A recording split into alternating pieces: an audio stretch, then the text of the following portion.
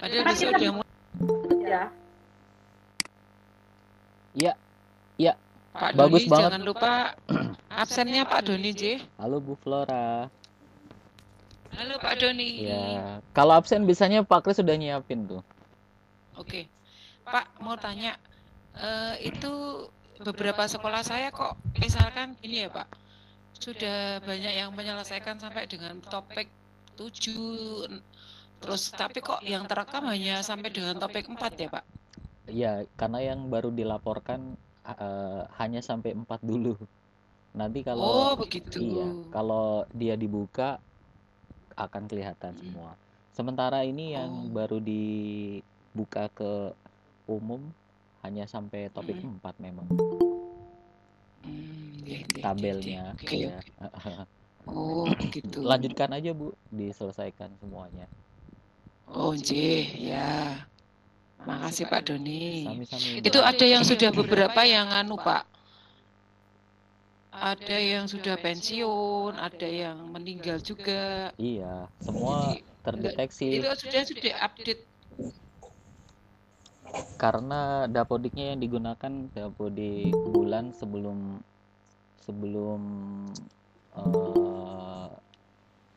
IKM ada ya, jadinya ibu bapak yang pensiunnya terakhir ya pastinya masih ada.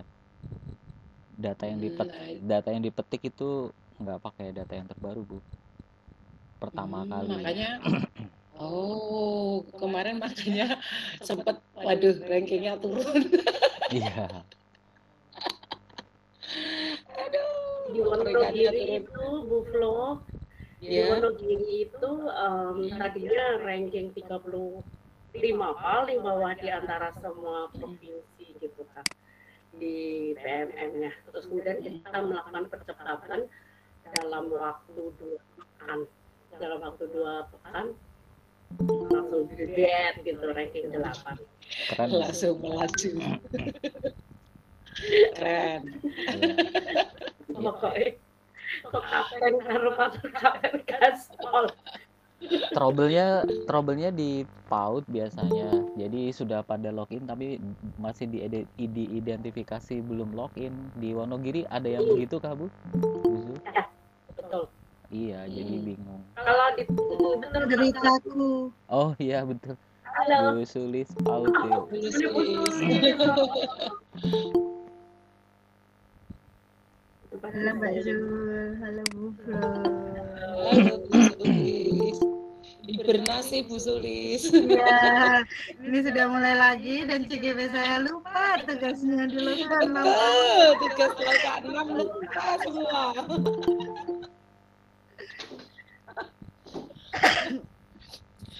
Oke, ini kalau mau dimulai boleh Bu Zul? Boleh. Baik.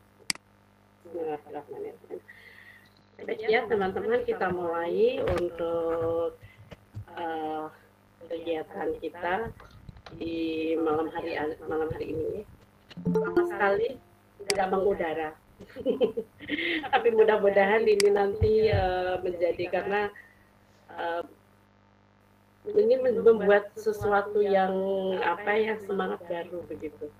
Baik, ya saat ini sudah bergabung 58 di tempat saya. Baik, bismillahirrahmanirrahim. Assalamualaikum warahmatullahi wabarakatuh.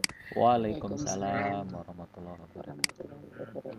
Selamat malam teman-teman yang bergabung di komunitas koordinator virtual ya, koordinator virtual Indonesia, dan ataupun yang belum bergabung dan siapa saja peminat untuk mengikuti kegiatan webinar di malam hari ini.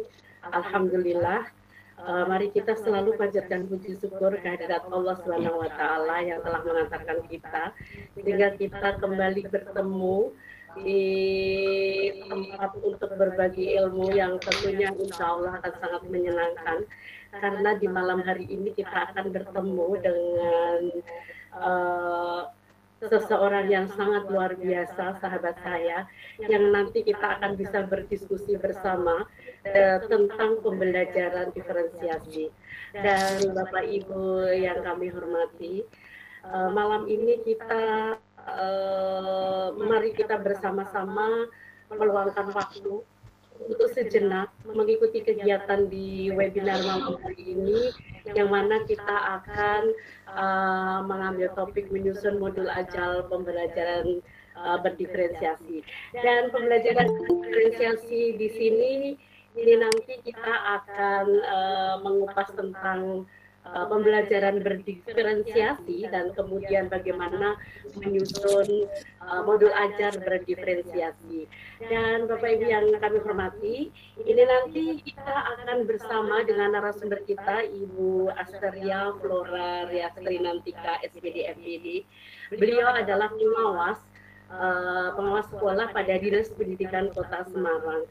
Dan Bapak Ibu, kenapa kita masih selalu membahas pembelajaran berdiferensiasi? Karena pembelajaran berdiferensiasi ini merupakan sesuatu yang menarik saat ini, Bapak Ibu.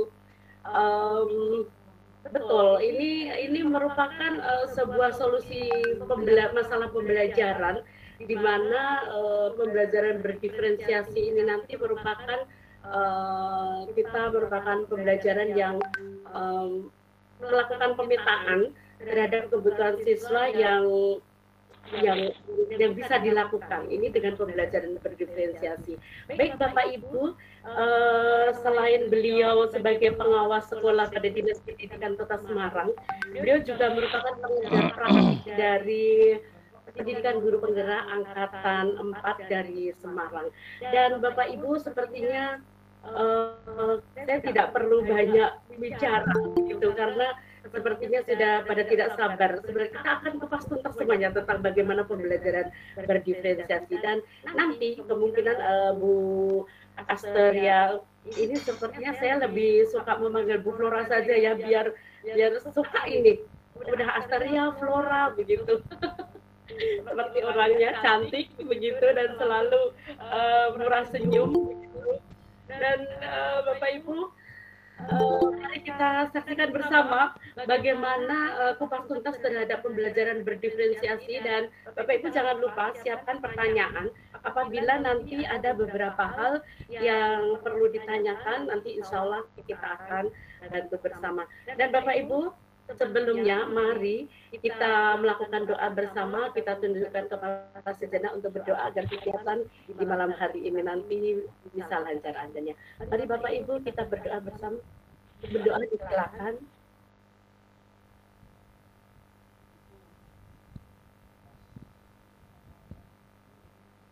Cukup. Terima kasih Bapak Ibu, dan untuk selanjutnya kami persilakan kepada sahabat saya Ibu Flora. Monggo silakan untuk kupas tuntas pembelajaran berdiferensiasi yang saya yakin ini betul-betul gitu ya, karena memang di grup penggerak kita menggencarkan tentang pembelajaran berdiferensiasi itu. Jadi Bapak Ibu, apa dan bagaimana tentang apa saja tentang pembelajaran berdiferensiasi? Silakan Bu Flora. Baik Bu Sul, terima kasih sekali. Wah, ini ketemu dengan sahabat lama, sesama guru besar ya Bu. Ya, pada malam hari ini saya mencoba, kita belajar bareng ya Bapak Ibu ya, kita belajar bareng, kita sharing bareng tentang pembelajaran diferensiasi. Sebelumnya saya ucapkan Assalamualaikum warahmatullahi wabarakatuh. Waalaikumsalam. Salam sejahtera untuk kita semua, salam sehat dan salam bahagia.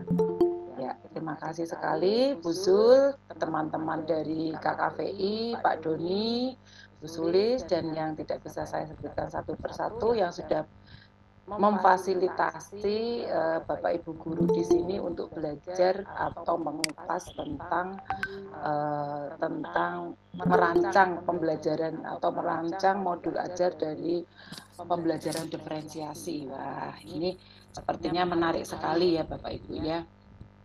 Karena memang yang didengung-dengungkan oleh Pak Nadiem ya melalui programnya adalah dari pembelajaran kurikulum merdeka adalah pembelajaran berdiferensiasi, dan tentunya saya harapkan ini nanti yang ikut di sini itu Bapak Ibu guru yang ikut di sini ikut juga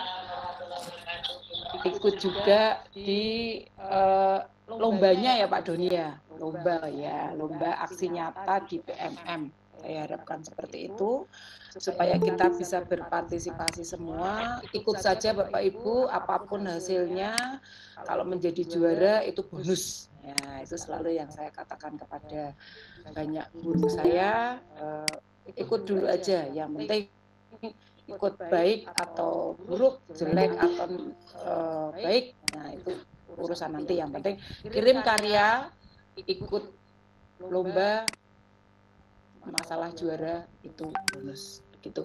Oke, langsung saja saya akan share screen tentang merancang pembelajaran berdiferensiasi. Tentunya kalau pembelajaran berdiferensiasi itu sudah panjenengan pahami, ya, lebih paham sekali panjenengan tentang pembelajaran berdiferensiasi. Ya, sudah nampak Bapak Ibu? Sudah Ibu. Nah ini ya, ini profil guru ideal. Nah, apakah kita sudah sampai di profil ini Bapak Ibu? Ya, profil guru ideal itu guru yang bersahabat. Ya, dimana brilian, empatik, reflektif, suportif, antusias, hangat, berkeadilan, akrab, dan teladan. Nah, ini yang diharapkan oleh anak-anak kita tuh seperti ini, menjadi profil guru yang ideal. Kita berusaha untuk senantiasa mewujudkan kita menjadi sahabat bagi anak-anak kita. Oke, baik. Saya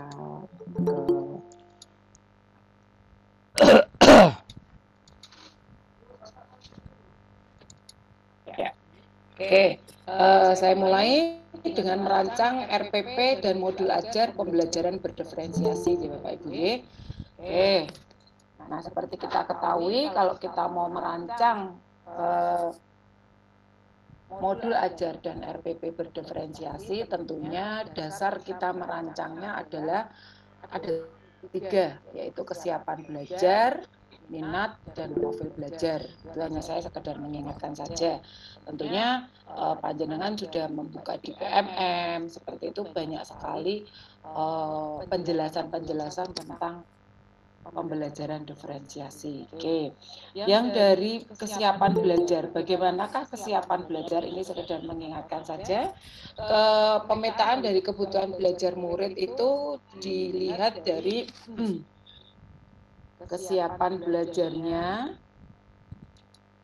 adalah kapasitas untuk mempelajari materi tertentu. Jadi kesiapan belajar itu berkaitan dengan bagaimana dia untuk mempelajari materi tertentu. Contoh misalkan seorang guru matematika itu akan mengajarkan faktorisasi kepada siswa yang sudah siap dengan perkalian dan pembagian. Jadi perkalian dan pembagian siswa tersebut sudah lancar seperti itu. Maka dia untuk membelajarkan faktorisasi dia akan mudah. Itu dimaksud dengan seperti itu, dengan kesiapan belajar. Jadi seperti kompetensi awal ya, kompetensi awal. Lanjut, bisa juga dilihat dari minat. Nah, kalau minat itu hubungannya adalah motivasi yang timbul dari diri siswa tersebut. Motivasi, misalkan minatnya ya, misalkan diminta untuk mengukur benda di sekitar. Lah, jadi akan terlihat anak yang berminat di seni, di seni dia akan mengambil benda-benda seni atau benda-benda hiasan-hiasan dinding yang ada di kelasnya. Seperti itu. Mungkin yang berminat terhadap makhluk hidup, itu nanti dia akan mengambil daun, akan mengambil batang pohon seperti itu. Nah, ini berhubungan dengan minat. Ya, gampang sekali kalau minat. Oke, kemudian nah yang ini yang sering dan kita temui adalah profil belajar. Nah, di mana profil belajar itu merupakan pendekatan yang disukai murid untuk belajar. Jadi nyamannya murid untuk belajar itu memakai cara yang bagaimana? Profil belajar murid itu seperti itu. Ada yang memakai cara auditori, ada yang kinestetik, ada juga yang visual, seperti itu. Tentunya panjenengan juga tahu profil belajar panjenengan ya Mbak ya Bapak Ibu ya. Nah, oke, lanjut. Nah, ini kalau berhubungan dengan kesiapan belajar murid, ini kita bisa melihat membedakannya melalui abstrak menuju ke kompleks, yang mudah menuju ke yang sulit, seperti itu. Ini dikaitkannya seperti itu. Nah, strategi dan tujuannya adalah melakukan pemetaan kebutuhan belajar murid berdasarkan tingkat kesiapan. Ya, untuk memotivasi tingkat kesulitan pada bahan pembelajaran sehingga dipastikan murid terpenuhi kebutuhan belajarnya. Biasanya kalau kesiapan belajar ini dihubungkan dengan kalau kita mau mendiferensiasi itu siswanya pada level low, middle, dan high. Seperti itu. Jadi anak yang saya kaitkan dengan contoh tadi, faktorisasi, misalkan di depan kita beri asesmen awal ya Bapak Ibu ya, bukan asesmen diagnostik, sekali lagi bukan asesmen diagnostik, tetapi asesmen formatif awal. Asesmen formatif awal, misalkan seorang guru matematika mau membelajarkan tentang faktorisasi. Nah, guru tersebut memberi 10 soal tentang perkalian dan pembagian. Ya. Kemudian peserta didik atau siswanya disuruh membuat atau mengerjakan soal tersebut dalam waktu 5 menit atau 2 menit, diberi batas waktunya. Nah, kemudian dari situ bisa terlihat anak yang sudah menguasai perkalian dan pembagian secara baik, anak yang belum menguasai pembagian dan perkalian yang masih di taraf yang di bawah, dan juga anak yang sudah melampaui. Nah, ini nanti akan dibagi, akan dipetakan, kita kelompokkan menjadi tiga kelompok, high, middle, dan low.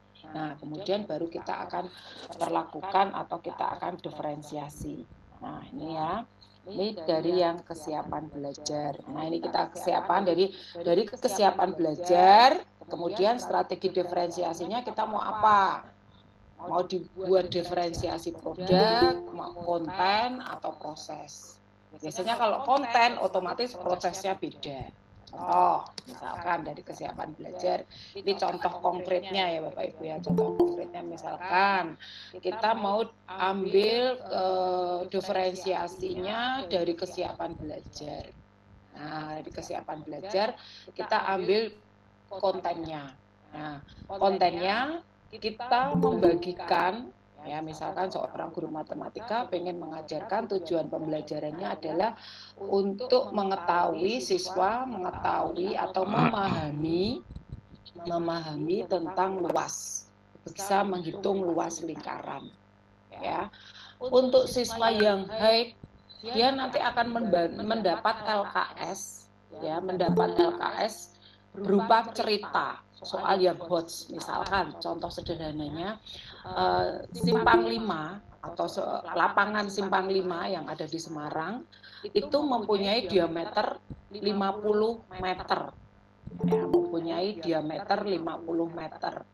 Berapakah Wali Kota Semarang, Pak Hendi, harus membayar kepada penjual rumput jika lapangan Simpang 5 akan ditutup rumput seluruhnya, di mana 1 meter kubik, 1 meter persegi rumput itu berharga 5.000. Kalau untuk anak yang high itu sudah bisa mengerjakan seperti itu. Kontennya kita buat seperti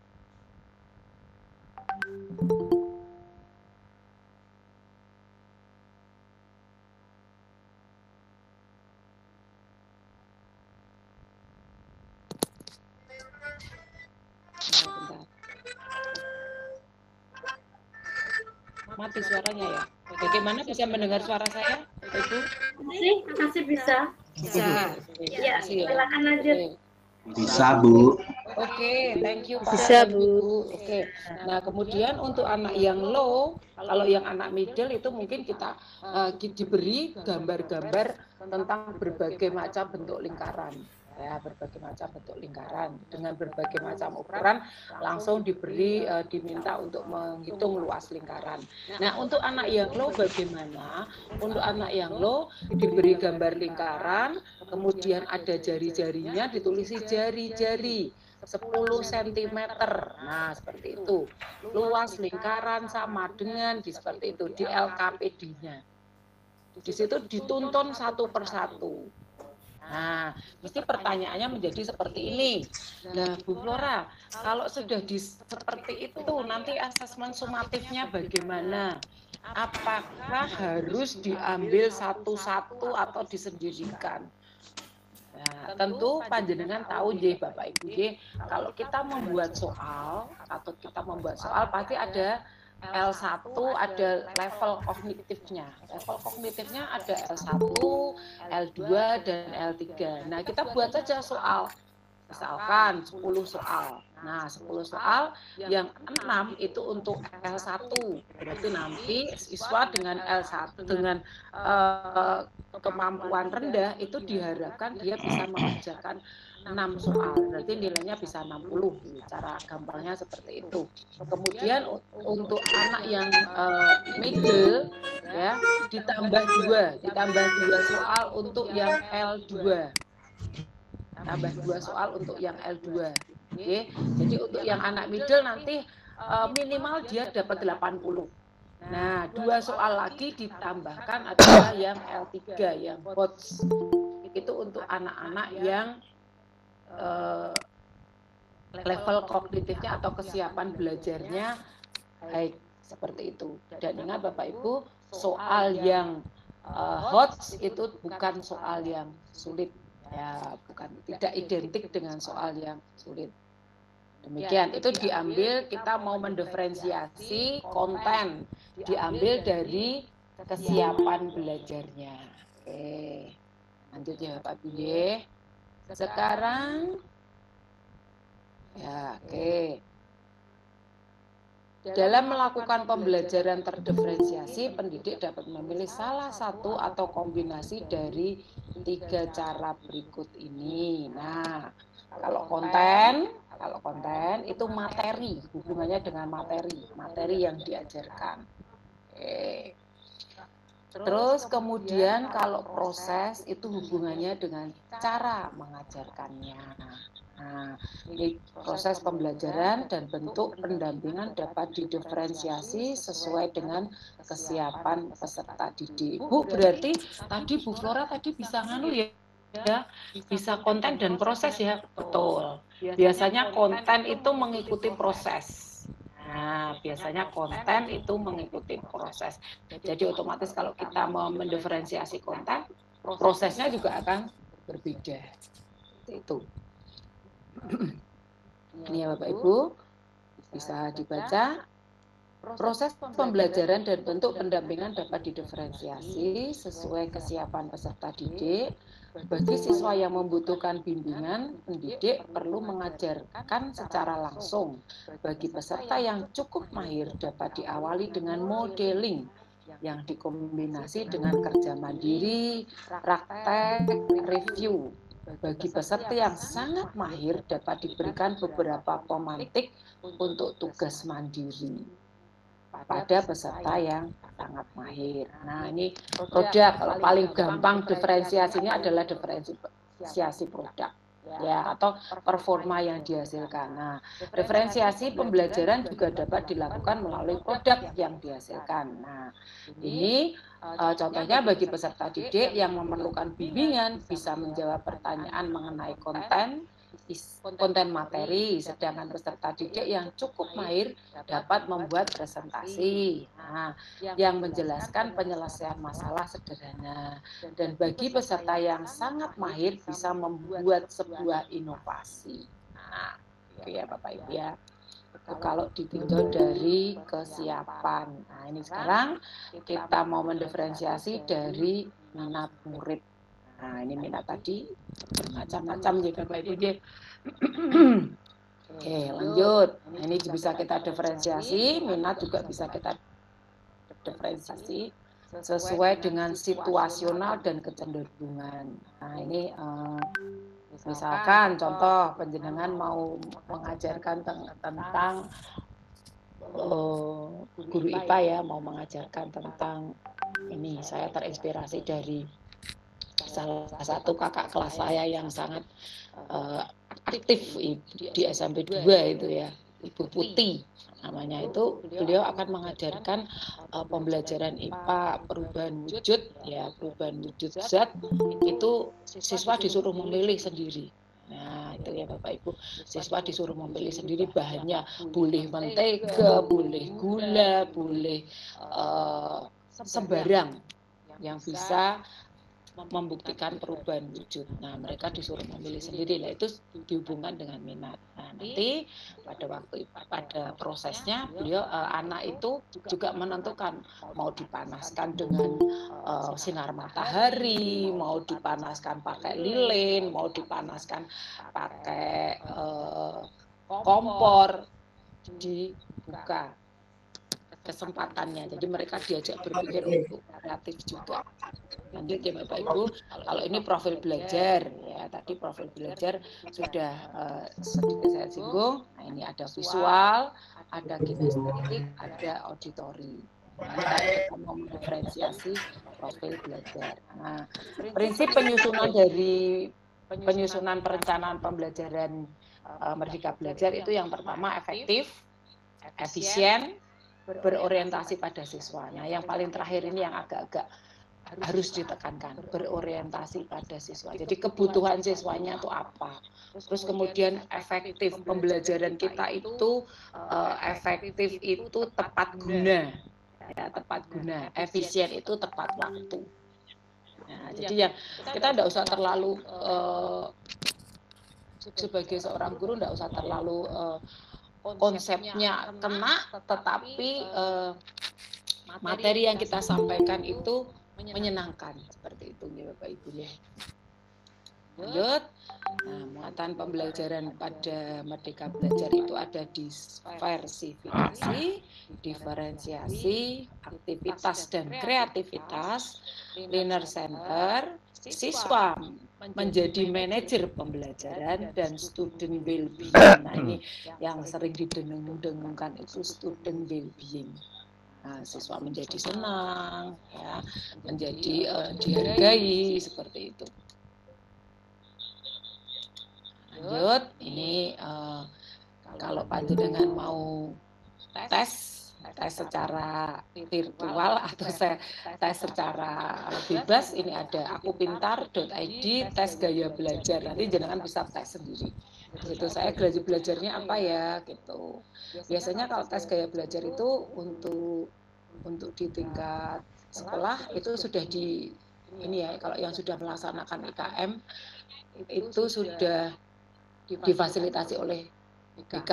BK itu sudah melakukan tes gaya belajar. Nah, itu bisa digunakan datanya Bapak Ibu. Datanya diminta saja ke BK ya. Gaya belajar siswa-siswanya apa saja. Oke, nah prinsip pembelajarannya adalah pengembangan lingkungan belajar, kurikulum yang berkualitas, asesmen yang berkelanjutan, pengajarannya responsif, dan kepemimpinan dan rutinitas kelas. Nah, ini hubungannya dengan lingkungan belajar, meliputi lingkungan fisik sekolah dan kelas di mana peserta didik menghabiskan waktunya belajar di sekolah. Sedangkan iklim belajar merujuk pada situasi dan kondisi yang dirasakan peserta didik saat belajar, berrelasi dan berinteraksi dengan peserta didik lainnya maupun gurunya. Ini kurikulum yang berkualitas memiliki tujuan yang jelas, pemahaman terhadap materi pembelajaran, dan bagaimana kurikulum yang dapat menantang semua peserta didik. Nah, baik yang dia di bawah, di tengah, ataupun yang di atas. Nah, Kemudian asesmennya, asesmen berkelanjutan Bapak Ibu. Asesmen pertama dilakukan oleh guru adalah asesmen di awal pembelajaran. Ini tadi yang saya katakan asesmen formatif.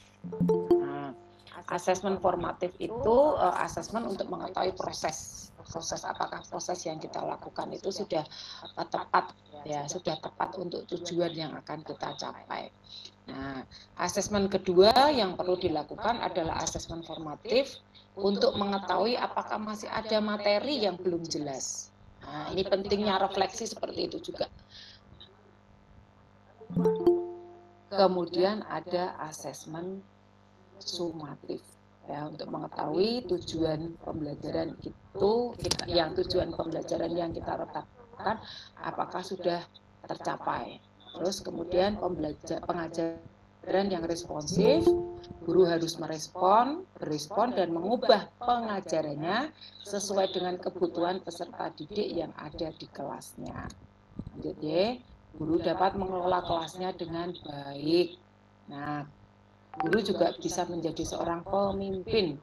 Bagaimana memimpin peserta didiknya dapat mengikuti pembelajaran dalam iklim pembelajaran dan situasi yang kondusif.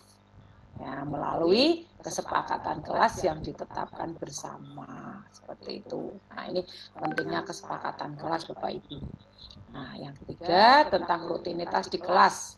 Mengacu pada keterampilan guru dalam mengelola dan mengatur kelasnya. Nah, saya berada di kelas 7A.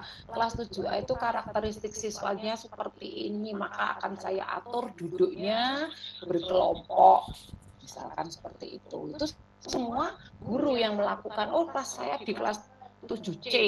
Di kelas 7C itu model tipe belajarnya seperti ini, anaknya modelnya seperti ini. Itulah seorang guru itu harus tahu situasi pembelajaran di setiap kelasnya masing-masing Bapak Ibu. Kalau saya kasih berkelompok, nanti tidak akan fokus, misalkan seperti itu. Berarti nanti tempat duduknya saya bentuk hurufnya U. Seperti itu. Jadi saya bisa guru bisa mengawasi masing-masing anak. Misalkan seperti itu. Itu semua yang menentukan iklim dari sekelas tersebut, yang menentukan ya guru tersebut. Nah, oke. Nah, ini miskonsepsi tentang pembelajaran berdiferensiasi. Kelas diferensiasi perlu banyak guru. Nah, sebetulnya tidak. Ya, tidak perlu banyak guru kalau kelas diferensiasi. Ini yang ngajar di HEK, ini mengajar di LAW, tidak seperti itu Bapak Ibu. Ya, karena itu tadi guru itu orang yang hebat ya. Diferensiasi terjebak pada pengelompokan yang kaku, statis dan tanpa usaha meningkatkan kemampuan murid. Nah, ini ya, diferensiasinya terjebak kelompoknya dengan baik dan panjenengan melakukan pendiferensiasinya ya itu saja, kesiapan belajar terus tidak bervariasi. Nah, diharapkan kalau diferensiasi itu bervariasi Bapak Ibu. Jadi anak itu, siswa itu memperoleh pengalaman-pengalaman yang berbeda-beda di setiap pembelajarannya. Yang ketiga, nah ini diferensiasi membutuhkan banyak RPP. Tidak Bapak Ibu. Nah, diferensiasi itu cukup RPP-nya cukup 1. Nanti letaknya di mana? Letaknya di kegiatan pembelajaran. Nah, di kegiatan pembelajaran kita mulai mendiferensiasi. Nah, letaknya di situ. Jadi RPP-nya cuma 1 saja. Enggak banyak. LKPD-nya, nah tergantung panjenengan mau diferensiasi konten dilihat dari LKPD-nya. Kalau mau diferensiasi konten memakai LKPD yang berbeda, berarti LKPD-nya ada 3. Nah, kalau misalkan LKPD-nya sama, boleh enggak Bu Flora? Boleh. Berarti nanti dasar diferensiasinya apa? Minat atau profil belajar. Mungkin bisa seperti itu. Oke. Diferensiasi dalam pembelajaran tidak sama dengan pembelajaran individual. Diferensiasi dalam pembelajaran memungkinkan murid untuk menunjukkan apa yang mereka ketahui, pahami, dan dipelajari dengan cara yang berbeda-beda. Ini tadi sesuai dengan karakteristiknya. Nah, ini urutannya seperti ini. Sekolah melakukan tes diagnosa awal. Ini biasanya dilakukan oleh BK ya Bapak Ibu. Ada tes diagnosa kognitif, ada yang non kognitif. Itu kalau BK-nya aktif ya, BK-nya aktif pasti sudah ada tes diagnosis awal. Nah, itu biasanya seperti itu. Terus kemudian nanti hasilnya di beberapa sekolah yang saya temui itu guru BK-nya sangat aktif, jadi di kelas-kelas tertentu, di setiap kelas dari kelas 7 sampai kelas 9 itu sudah di kelas tersebut sudah ada daftar profil belajar. Jadi anak yang auditori dikasih warna kuning, anak yang visual biru, anak yang kinestetik diberi merah misalkan seperti itu. Itu saya temui di beberapa sekolah. Meskipun sekolah itu sekolah swasta kecil Bapak Ibu, tetapi karena guru BK-nya aktif ya, jadi mendukung sekali untuk guru itu melakukan diferensiasi. Nah, itu sangat berguna sekali. Ya, terutama di kita mau mendiferensiasi profil belajar. Nah, itu ya. Jadi mohon kalau penjenengan ada di sekolah yang guru BK-nya belum melakukan diagnosis awal, gimana Bu Flora begitu. Penjenengan pasti bisa tadi pakai link tadi ya di diagnosis seperti itu. Hasil diagnosis awal digunakan sebagai dasar untuk membuat skenario pembelajaran. Nah, ini tadi pentingnya.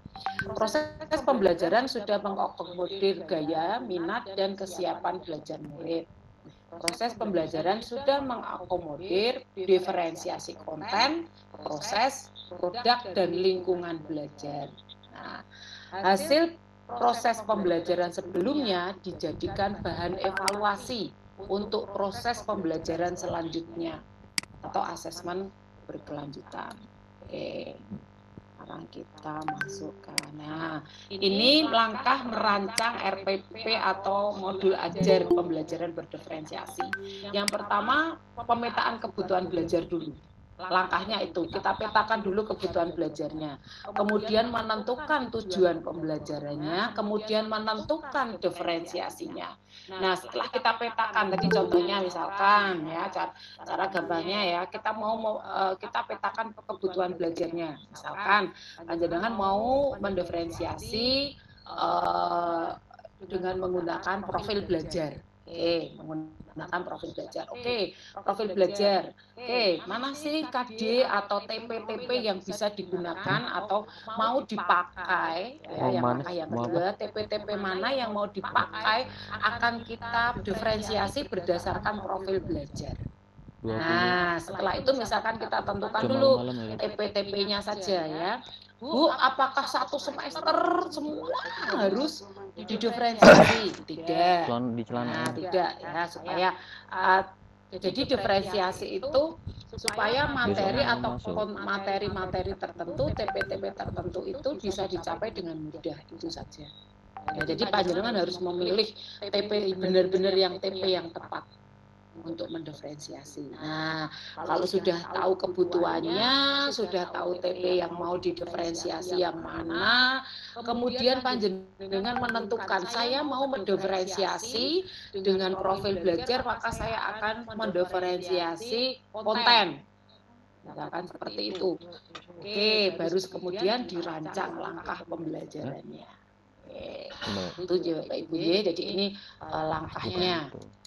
Nah, yang perlu guru perhatikan sebelum membuat RPP dan MA, pasti tadi melakukan pemetaan, analisis KI dan KD, atau TP dan ATP, memilih materi tadi ya yang akan digunakan, menyusun jenis diferensiasinya, menentukan alat atau media yang digunakan, menyiapkan bahan untuk evaluasi.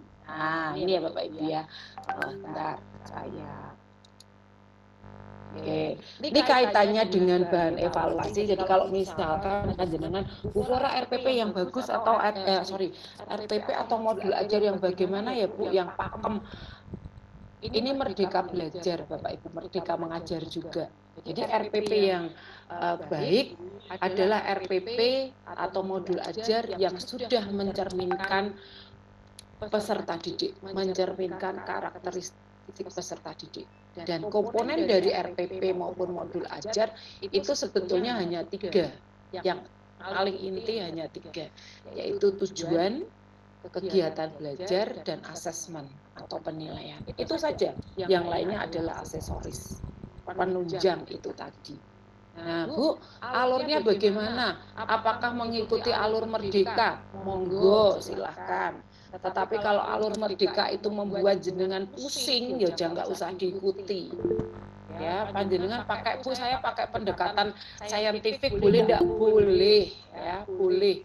Saya biasanya pakai pendekatan saintifik, Bu. Boleh, monggo, silahkan. Mulai dari mengamati, menanya, silahkan. Panjenengan yang tahu karakteristik muridnya. Bu, saya mau pakai project based learning, monggo. Di project based learning itu ada sintak-sintaknya. Nah, di sintak mana yang bagian mana yang akan jenengan diferensiasi itu sudah mulai dipikirkan.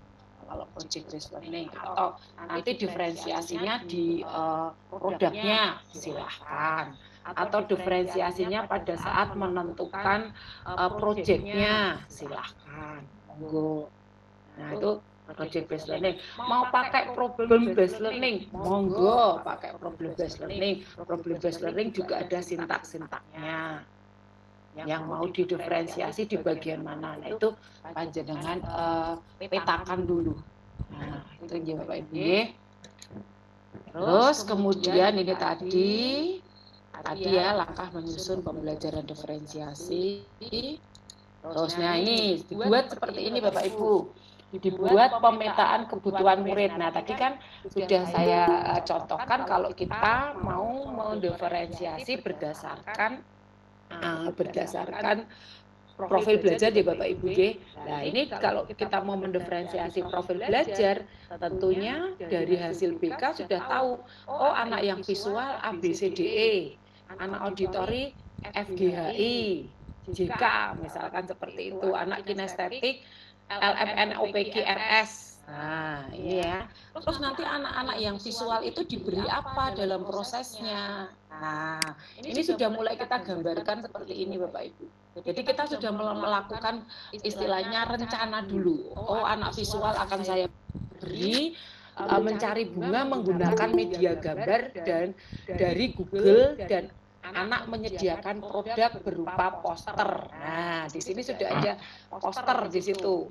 Sudah diferensiasi. Di sini diferensiasi proses dan produk. Nah, kalau anak auditori bagaimana? Nah, kalau anak auditori mencari bunga menggunakan media audio dari YouTube dan anak menyajikan produk berupa audio. Nah, bisa juga pemakai video seperti itu. Ini kalau untuk anak auditori. Jadi kita petakan dulu kebutuhan murid kita apa. Terus untuk yang anak kinestetik ini saya contohkan, anak mencari bunga menggunakan gerakan langsung mencari di sekitar rumah. Jadi mereka disuruh mencari sendiri dan menyajikannya berupa video yang dibuatnya sendiri. Seperti itu.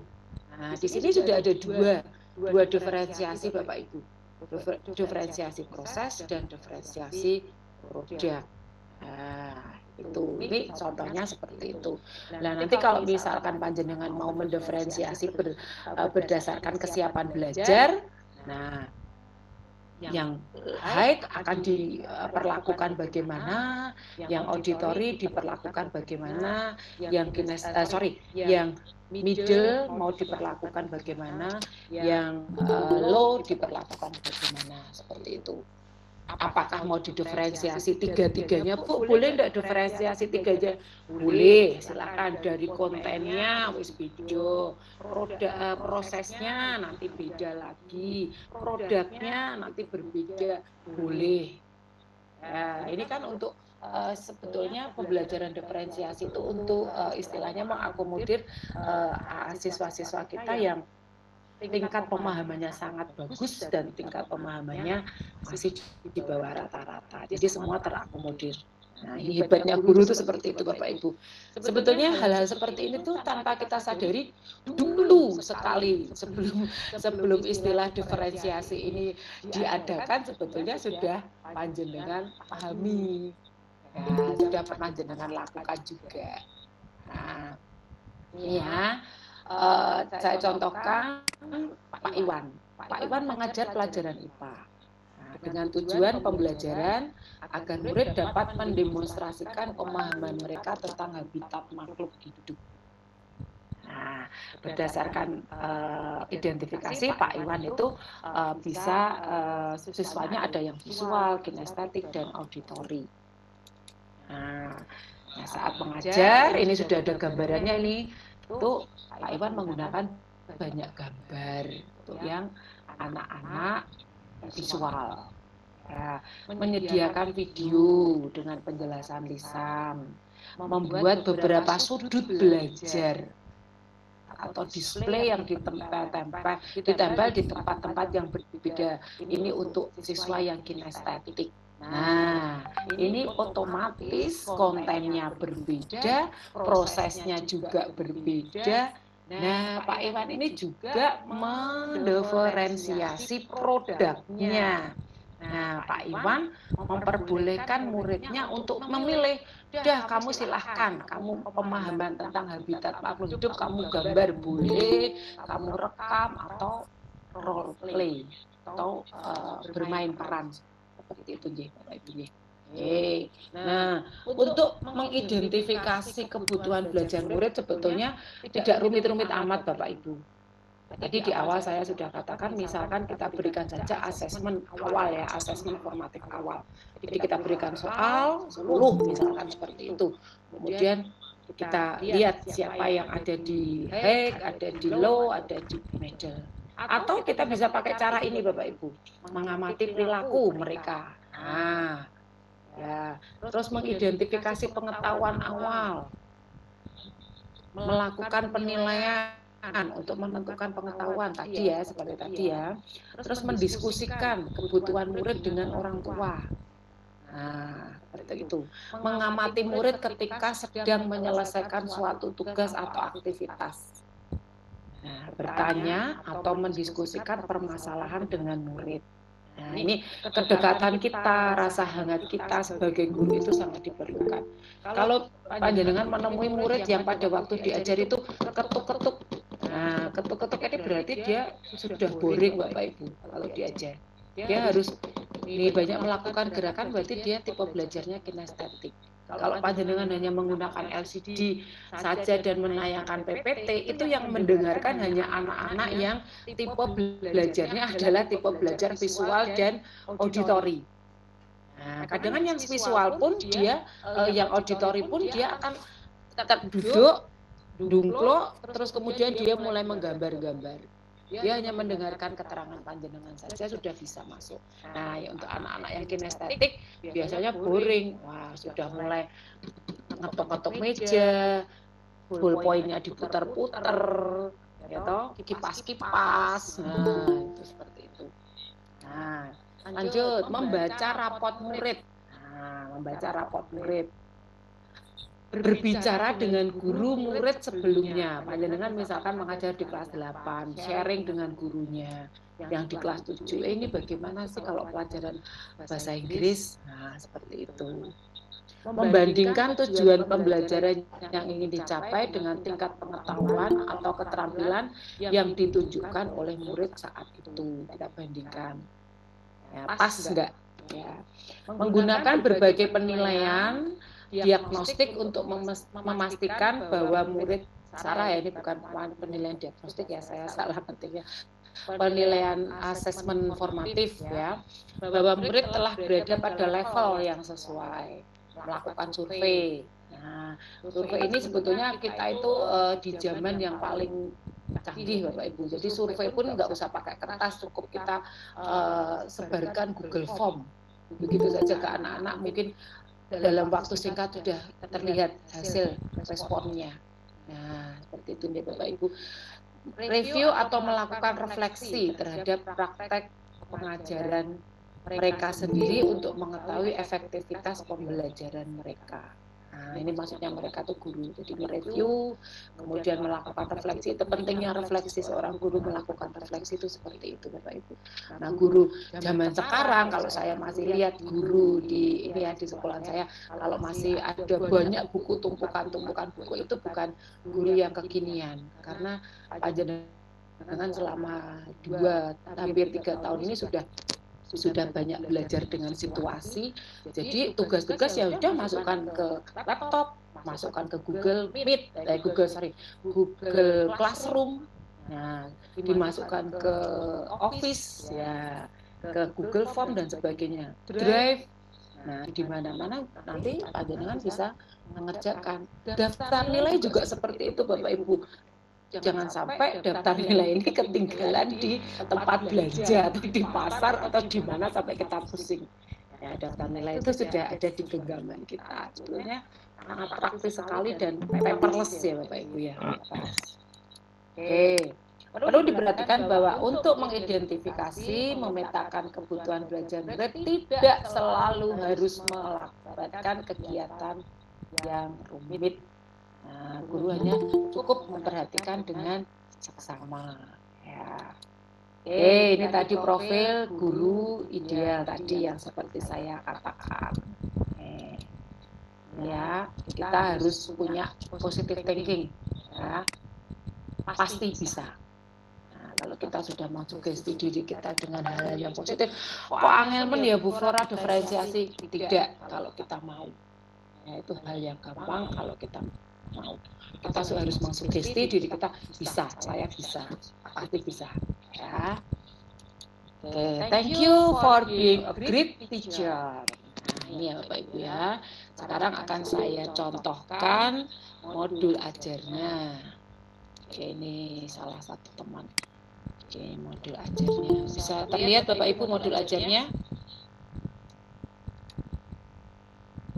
Bapak Ibu? Bisa kelihatan? Bisa Oke, ya ini ajar deh. Terima kasih. Ini modul ajar pembelajaran diferensiasi. Ini mata pelajarannya IPS, kelasnya kelas 9 di semester 2. Ini kegiatan ekonomi kreatif. Ya. Ini jadi kelas 9 tapi Ibu ini sudah mencoba untuk membuat modul ajarnya. Ya. Sesuai dengan komponennya, ada kompetensi awal. Nah, di kompetensi awal itu apa yang harus dimiliki oleh siswa sebelum dia belajar tentang kegiatan ekonomi kreatif. Nah, terus kemudian ini susunannya ya Bapak Ibu ya. Susunannya ini profil pelajar Pancasilanya, sarana dan prasarannya kita tuliskan juga, media pembelajarannya apa, sumber belajarnya, terus kemudian target dari peserta didik apa, ini targetnya ya Bapak Ibu, terus model pembelajaran yang mau dipakai, model apa, discovery learning kalau di buku ini. Nah ini tujuan pembelajaran. Nah ini tujuan pembelajarannya di sini Bapak Ibu jangan lupa komponennya adalah ABCD. Bapak Ibu, audience, behavior, kemudian condition dan degree. Biasanya Bapak Ibu itu lupa dengan conditionnya. Jadi hanya setelah pembelajaran siswa dapat mendeskripsikan pengertian konsep ekonomi kreatif dengan benar setelah pembelajaran. Nah, selama di pembelajaran itu mereka ngapain gitu loh. Kondisinya tidak disebutkan. Nah, ini yang salah di situ, letak kesalahannya di situ. Ya. Jadi panjenengan di tujuan itu harus mencantumkan ABCD-nya tadi. Audiensnya pasti siswa, gampang. B-nya behavior. Yang akan dicapai apa, kemampuan yang akan dicapai, terus kemampuan tujuan yang akan dicapai, kemudian kondisinya bagaimana untuk mencapai tujuan tersebut, maka kondisinya bagaimana. Kalau di sini dengan kegiatan membaca, nah, membacanya dari berbagai macam. Ini sudah mulai diferensiasi dari tujuan saja sudah mulai kelihatan diferensiasinya Bapak Ibu. Di sini ada diferensiasi proses dan diferensiasi konten. Nah, ya, Bapak Ibu ya. Dilanjutkan ini ya, melalui kegiatan diskusi kelompok. Kalau diskusi kelompok ya disebutkan diskusi kelompok seperti itu. Nah, paling mudahnya seperti itu ya Bapak Ibu ya. Ini tujuannya, kita buat tujuannya, terus kemudian melalui kegiatan proyek siswa dapat membuat salah satu produk keterampilan ekonomi kreatif. Di sini ada diferensiasi produk. Nah, ada kata tepat, ada kata benar. Nah, yang saya katakan tadi, mungkin di sini ada Bapak Ibu guru dari SMP 13, hari ini saya memberikan materi ini juga di SMP 13, itu tepat dan benar. Nah, degree-nya itu tepat dan benar. Kalau tepat itu pada ukuran tertentu. Kalau benar itu pada langkah-langkah tertentu. Kalau tepat berarti benar. Kalau benar belum tentu tepat. Begitu ya. Jadi, contoh misalkan membuat donat, membuat donat, langkahnya sudah benar, tetapi ukurannya tidak tepat, dan donatnya jadi bantat. Nah, seperti itu. Oke, lanjut ya Bapak Ibu, pemahaman bermakna. Nah, bagaimana kegiatan ekonomi kreatif merupakan salah satu cara manusia memenuhi kebutuhan demi keberlangsungan hidupnya. Nah, ini pemahaman bermakna. Kemudian pertanyaan pemantik. Nah, ini berhubungan dengan pertanyaan pemantik, boleh saya tayangkan satu slide tentang pertanyaan pemantik. Nah, oke.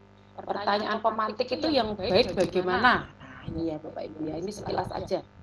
Nah, supaya panjenengan tahu apa itu pertanyaan pemantik. Nah, pertanyaan pemantik itu prinsipnya adalah PIT ya Bapak Ibu ya, produktif, imajinatif, dan terbuka. Itu pertanyaan pemantik. Dengan pertanyaan pemantik itu kayak apa toh? Nah, ini saya coba untuk sedikit membuka, ya, memberi. Kalau yang sudah tahu jadi lebih tahu. Produktif artinya apa? Dapat mendorong siswa untuk mengamati, mencoba, dan menyelidiki. Nah, ini dicontohkan. Nah, apa warna jeruk ini? Nah, itu pertanyaan yang tidak produktif ya Bapak Ibu. Ya, ini kalau yang kedua, pertanyaan salah ya saya ngetiknya ya. Berapakah jumlah butiran yang ada di dalam jeruk ini? Nah, seperti itu. Pertanyaannya produktif karena siswa bisa menjawab pertanyaan dengan tepat jika siswa melakukan pengamatan dengan mencoba, dengan membuka kulit jeruk. Nah, seperti itu. Ya. Yang kedua, imajinatif. Mendorong siswa untuk berimajinasi. Nah, contoh, guru memperlihatkan gambar seorang gadis yang duduk di atas batu di pinggir pantai. Kalau pertanyaan imajinatif, apa yang gadis itu pikirkan? Nah, itu pertanyaan imajinatif. Kalau yang tidak imajinatif, nah, gimana gadis itu duduk? Nah, seperti itu. Ya, oke. Lanjut. Terus pertanyaan T atau PIT yang ketiga adalah terbuka. Mendorong siswa untuk menemukan lebih dari satu jawaban yang benar. Guru bahasa Inggris dulu. Nafa urban, ada beberapa kuantitatif. Mohon maaf Bapak, bagi yang saat ini pemateri sedang memaparkan materinya. Untuk yang belum diperkenalkan untuk bicara dan mohon untuk mematikan mikrofonnya. Sekali lagi Bapak Ibu, saat ini narasumber sedang memaparkan materinya, jadi mohon untuk mematikan mikrofonnya. Terima kasih. Lanjut Bu Flo. Oke, terima kasih Bu Sul. Nah, ini yang ketiga adalah terbuka. Nah, ini mendorong siswa untuk menemukan lebih dari satu jawaban. Misalkan, siswa memperlihatkan gambar persegi panjang yang lebarnya 4 dan panjangnya 6. Buatlah persegi panjang yang kelilingnya sama dengan keliling persegi panjang ini. Nah, itu nanti akan mencari jawaban. Siswa pasti akan mencari jawaban. Seperti itu. Nah, beda dengan misalkan berapa keliling persegi panjang ini, atau misalkan contohnya coba buatlah penjumlahan yang menghasilkan 10. Itu pertanyaan yang terbuka. Bisa 1 tambah 9, bisa 2 tambah 8, itu pertanyaan. Bagaimana nilai berapakah penjumlahan yang menghasilkan nilai 10. Nah, itu pertanyaan yang terbuka. Nah, pertanyaan merupakan alat yang penting untuk mendorong siswa berpikir. Nah, dan juga menantang siswa untuk berpikir. Itu adalah yang disebut dengan pertanyaan pemantik ya Bapak Ibu ya. Tadi ada 3 tadi. Oke, kita kembali ke modul ajar ya. Tadi pertanyaan pemantik ya. Terus kemudian kita masuk ke langkah pembelajarannya. Nah, ini di langkah pembelajarannya di sini pendahuluan masih tetap sama. Terus kemudian di sini ada yang berwarna merah, ini guru melakukan asesmen awal. Nah, di sini ada untuk mendiferensiasi karena nanti akan didiferensiasi berdasarkan kesiapan belajarnya, maka melakukan asesmen awal sih ini. Oke, kita masuk ke sini. Nah, ini kita diferensiasi proses dan kontennya. Proses dan kontennya yang tipe belajarnya auditori setelah guru itu membagi LKPD. LKPD-nya sama Bapak Ibu. LKPD-nya sama, kemudian mereka dipecah menjadi tiga kelompok. Ya, 3 kelompok belajar auditori melalui video. Yang belajarnya kinestetik dia melalui berkeliling kelas untuk mengamati gambar, dan yang belajar visual dia membaca artikel Bapak Ibu tentang ekonomi kreatif. Nah, ini contoh gambar yang ditampilkan di situ. Nah, kemudian siswa melakukan diskusi. Nah, diskusi sesuai dengan kesiapan belajar siswa. Nah, tadi kan sudah ada dikelompokkan ya, jadi di sini ada diferensiasinya. Ada dua diferensiasi. Mendiferensiasi berdasarkan profil belajar untuk kontennya, ya, untuk kontennya. Mendiferensiasi profil berdasarkan profil belajar, terus kemudian untuk prosesnya didiferensiasi berdasarkan kesiapan belajarnya ya. Ini sama diskusi sama seperti itu ya Bapak Ibu.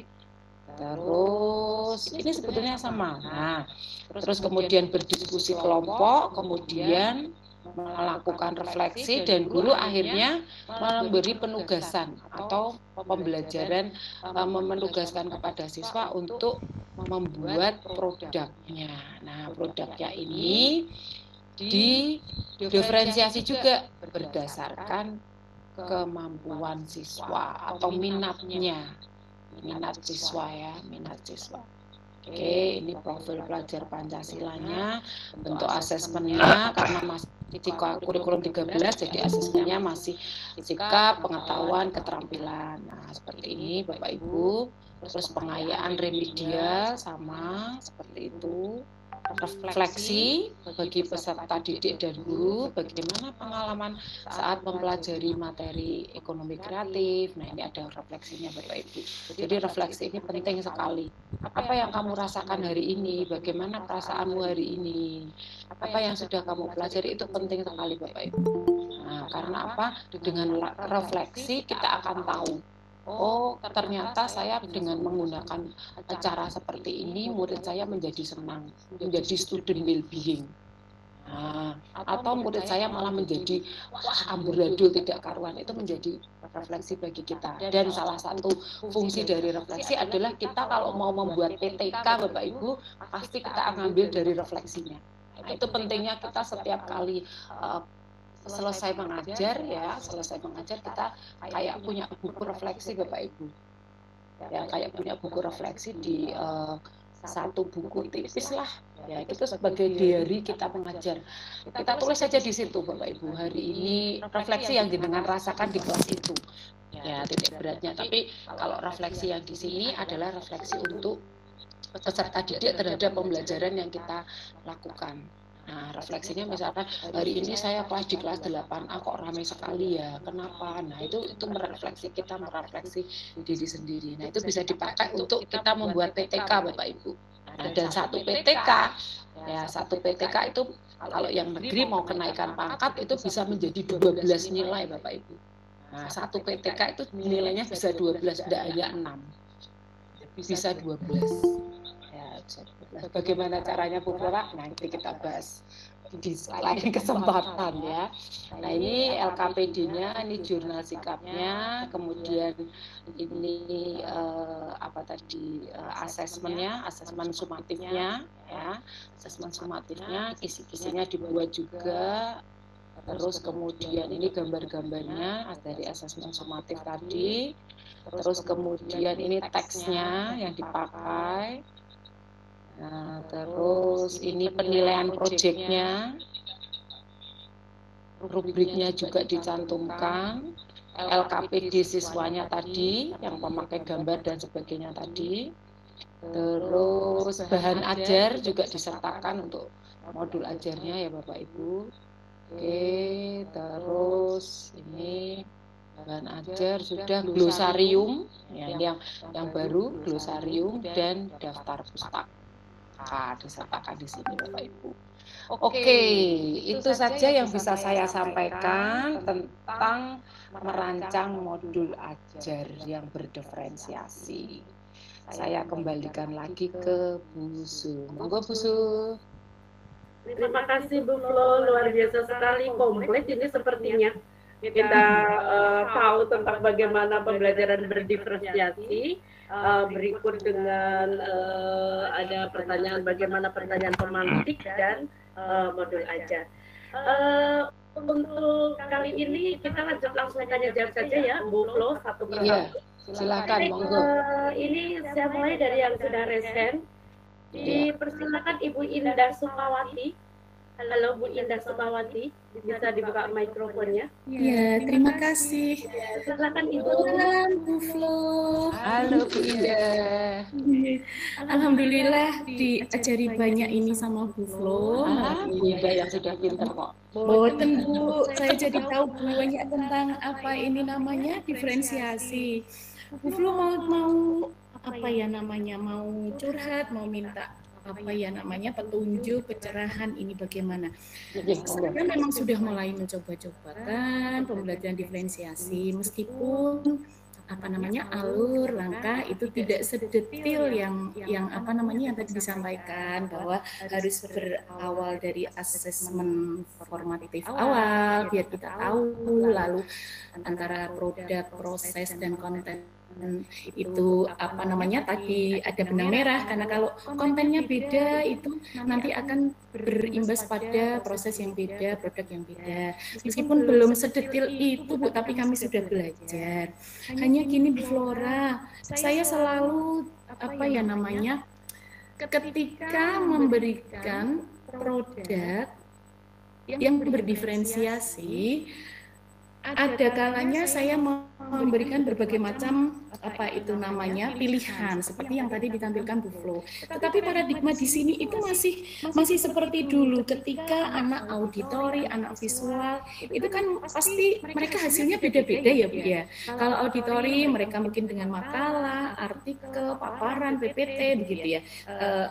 Lalu untuk visual dengan video.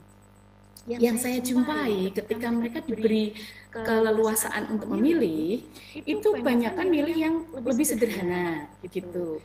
Sementara paradigma saya pada pembelajaran yang sebelumnya itu ketika materi produk yang disampaikan mereka itu teliti, detail, lengkap, bikinnya susah, hasilnya bagus, itu pasti nilainya kita beri yang gede gitu ya. Tapi kalau yang sederhana itu biasanya nilainya pasti sederhana juga. Nah, ini saya masih terjebak di situ, Bu. Jadi bagaimana caranya memberikan assessment yang tepat ketika kita bertemu dengan anak yang auditori, visual, dan kinestetik ini menciptakan produk yang berbeda. Padahal kita tadi diharuskan untuk memahami apa namanya profil mereka. Begitu. Lalu yang kedua, Bu Flora, untuk assessment formatif awal, ini kalau dulu kita gunakan pretest dan post-test. Pretest itu untuk awal pembelajaran, post-test untuk akhir. Tetapi materinya sama, materi yang akan diajarkan. Kalau asesmen formatif awal berarti materi sebelumnya. Begitukah Bu Flora? Karena terus terang waktu terbatas. Saya belum pernah menggunakan asesmen formatif awal. Tapi saya memilih menyediakan beberapa macam diferensiasi konten, diferensiasi proses, dan mencoba diferensiasi produk. Tapi saya tidak berangkat dari asesmen formatif awal. Begitu Bu Flora. Terima kasih. Hari ini rindu saya terobati ketemu dengan Bu Flora. Bu Flora. Oke, langsung saja Bu Sulje. Ya, silakan. Oke, terima kasih Bu Indah. Wah, suaranya sudah sangat merdu. Saya juga kangen dengan suara merdunya penyiar kita ini. Oke Bu Indah, tadi di awal tentang asesmen produk ya Bu Indah ya. Nah, kalau panjenengan melakukan asesmen, membebaskan siswa kita untuk memilih atau melakukan produknya, ada yang berupa gambar, ada yang berupa video, ada yang berupa PPT, tentunya rubriknya akan berbeda-beda Bu Indah. Ya, rubriknya akan berbeda-beda. Nah, jadi kita membedakannya atau menilainya itu berdasarkan berdasarkan produknya dia. Tentu saja rubrik penilaiannya untuk menilai video akan berbeda untuk rubrik untuk menilai yang PPT atau yang membuat Canva seperti itu Bu. Bisa dipahami Bu Indah? Itu pertanyaan yang pertama. Terus untuk yang bagaimana Bu Indah? Berarti rubrik itu digunakan diferensiasi juga ya? Iya, betul. Masa kita mau masa kita mau menilai video menggunakan rubrik yang Canva kan nggak mungkin. Iya, selama ini saya mencoba ke TP-nya saja gitu. Asal capaian pembelajarannya nyampe gitu, itu paling tidak itu acuan kalau dulu kriteria minimal kita gitu. Tadinya saya seperti itu Bu. Lalu ketika yang berkreasi lebih, karena ya keterbatasan ya waktu bikin diferensiasi lalu dirubrikan semua itu memang ya belum menjangkau kemampuan saya. Jadi kalau panjenengan mau merubrikan ya kita nggak usah yang rumit-rumit Bu. Kalau yang rumit-rumit itu urusannya para ahli. Jadi cukup saja misalkan kontennya sudah masuk belum. Yang kedua misalkan kalau yang dia membuat poster dan membuat poster atau Canva itu misalkan komposisi warna. Nah, sudah begitu saja Bu. Komposisi jadi tidak usah yang sangat rumit. Ya, yang penting kan isinya konten. Terus kemudian sudah mengacu pada tujuan belum kontennya tadi. Kan gitu saja. Kalau yang sudah mengacu tujuan dikasih nilai saja 1, 2, 3, 4 misalkan seperti itu. Iya, sebenarnya gitu ya, dibuat sederhana ya Bu. Iya, nggak usah rumit-rumit Bu. Itu masih sederhana. Kadang rubrik itu kan diri yang ini itu nilainya segini yang iya, betul. Membuat bikin rubrik itu ribet banget gitu. Iya. Makasih Ya, ini di sini tadi ada yang di chat ya. Wah, chatnya bilangnya gini.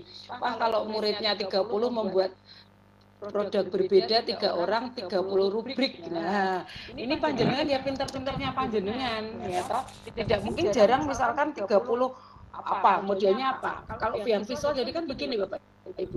Kalau panjenengan untuk yang visual yang berupa gambar, jenengan punya rubrik sendiri. Oh, pakai pakemnya gitu aja. Dan rubrik itu dipakai dibuat satu kali untuk berbagai macam tujuan pembelajaran. Yang mengumpulkan bentuknya gambar, rubriknya kayak gini. Yang membuat video, rubriknya kayak gini. Yang membuat misalkan dia menyanyi atau apa dalam bentuk visual yang lainnya, rubriknya seperti ini. Cukup satu kali saja panjenengan buatnya. Kan begitu, bisa dipakai selamanya untuk menilai produk. Seperti itu Bu Indah. Jadi tidak terlalu ribet. Selain sederhana juga istilahnya universal ya, bisa dipakai semuanya. Misalkan tadi contohnya kontennya bagaimana. isi kontennya dari rubrik dari produk yang kita hasilkan itu sudah mencapai sudah sesuai dengan tujuan, apakah kontennya sudah sesuai dengan tujuan pembelajaran. Ya, kemudian misalkan komposisi warnanya, misalkan sederhananya seperti itu kalau misalkan gambar. Terus kemudian gambarnya apa sudah dari gambar itu tadi sudah bisa mencerminkan tujuan yang ingin dicapai, sudah cukup itu saja. Yang penting bisa mengukur secara ini namanya grade-nya mereka itu ya Bu ya. Iya. Ya, oke. Yang kedua Bu. Ya, yang kedua itu asesmen awal. Nah, asesmen awal ini sebetulnya kan untuk menjajaki, untuk mengetahui apakah siswa itu tadi untuk pada pembelajaran tertentu, pada pembelajaran yang akan kita ajarkan. Jadi saya contohkan, misalkan seorang guru matematika mau mengajarkan tentang faktorisasi. Nah, siswanya kan harus mudeng dulu, harus cepat dalam melakukan perkalian dan pembagian. Nah, kita lakukan asesmen awalnya berupa apa? Asesmen awalnya berupa guru tersebut memberi soal, bukan pretest ya, beda. Diberi soal tentang perkalian dan pembagian. Seperti itu, Bu. Iya, materi yang mendukung tapi sebelumnya gitu ya Bu ya. Materi bukan materi. Terkait. Iya, terkait Bu. Masih terkait dengan materi yang akan kita bahas di saat itu. Terima kasih Bu Flora, terima kasih. Ya, semoga bisa membantu. Menarik sekali ya Bu Flo. Jadi memang untuk pembelajaran berdiferensiasi itu mungkin terkesan ribet tapi hanya di awal saja. Karena itu seperti panjenengan tadi sampaikan bahwasanya berikutnya itu untuk rubrik bisa dipakai terus gitu kan. Artinya kan sebenarnya hanya biasa sesuatu perencanaan itu mungkin terkesan ribet di awal. Awalnya Bu, ya, awalnya memang kalau kita merencanakan tuh awalnya seperti itu. Seperti tadi membuat pemetaan kebutuhan murid. Wah, ribet ya buat pemetaan kebutuhan murid. Sebetulnya kalau kita sudah satu kali membuat, nanti bisa akan kita pakai adik kelasnya seperti itu kan. Ya, adik kelasnya bisa dipakai nanti kapan lagi, terus kemudian untuk tujuan nanti lama-lama akan menjadi terbiasa Bu, seperti itu. Ya. Ibu, baik, Bapak Ibu jangan khawatir, nanti insya Allah di akhir akan kita share materinya. Dan tapi ini ada yang menarik, nanti setelah ini juga akan kita berikan untuk pertanyaan yang resen Bapak Ibu. Tetapi ini Bu Flo, tadi ada satu pertanyaan yang menarik, lumayan menggelitik di sini. Gini Bu, ada yang menyampaikan dari Ibu Acida Astiningsih itu, tadi menyampaikan sistem diferensiasi entah di konten, proses atau produk bisa berdampak ada siswa yang tersinggung karena merasa direndahkan. Betulkah demikian Ibu? Mungkin barangkali ini bisa perlu sebuah pencerahan. Bapak Ibu, memang pertanyaan banyak sekali, tapi ternyata sebagian sudah terjawab, jadi mungkin beberapa yang belum terjawab akan saya sampaikan. Bagaimana? Menggelitik sekali sebenarnya apa yang disampaikan Ibu tadi ya. Jadi akan merasa tersinggung. Saya kok di sini gitu ya Bu ya. Nah, makanya pentingnya kita itu mendiferensiasi tidak pada aturan yang kaku. Tadi di awal kan seperti itu Bu, tidak pada aturan yang kaku sehingga anak itu tidak merasa tersinggung.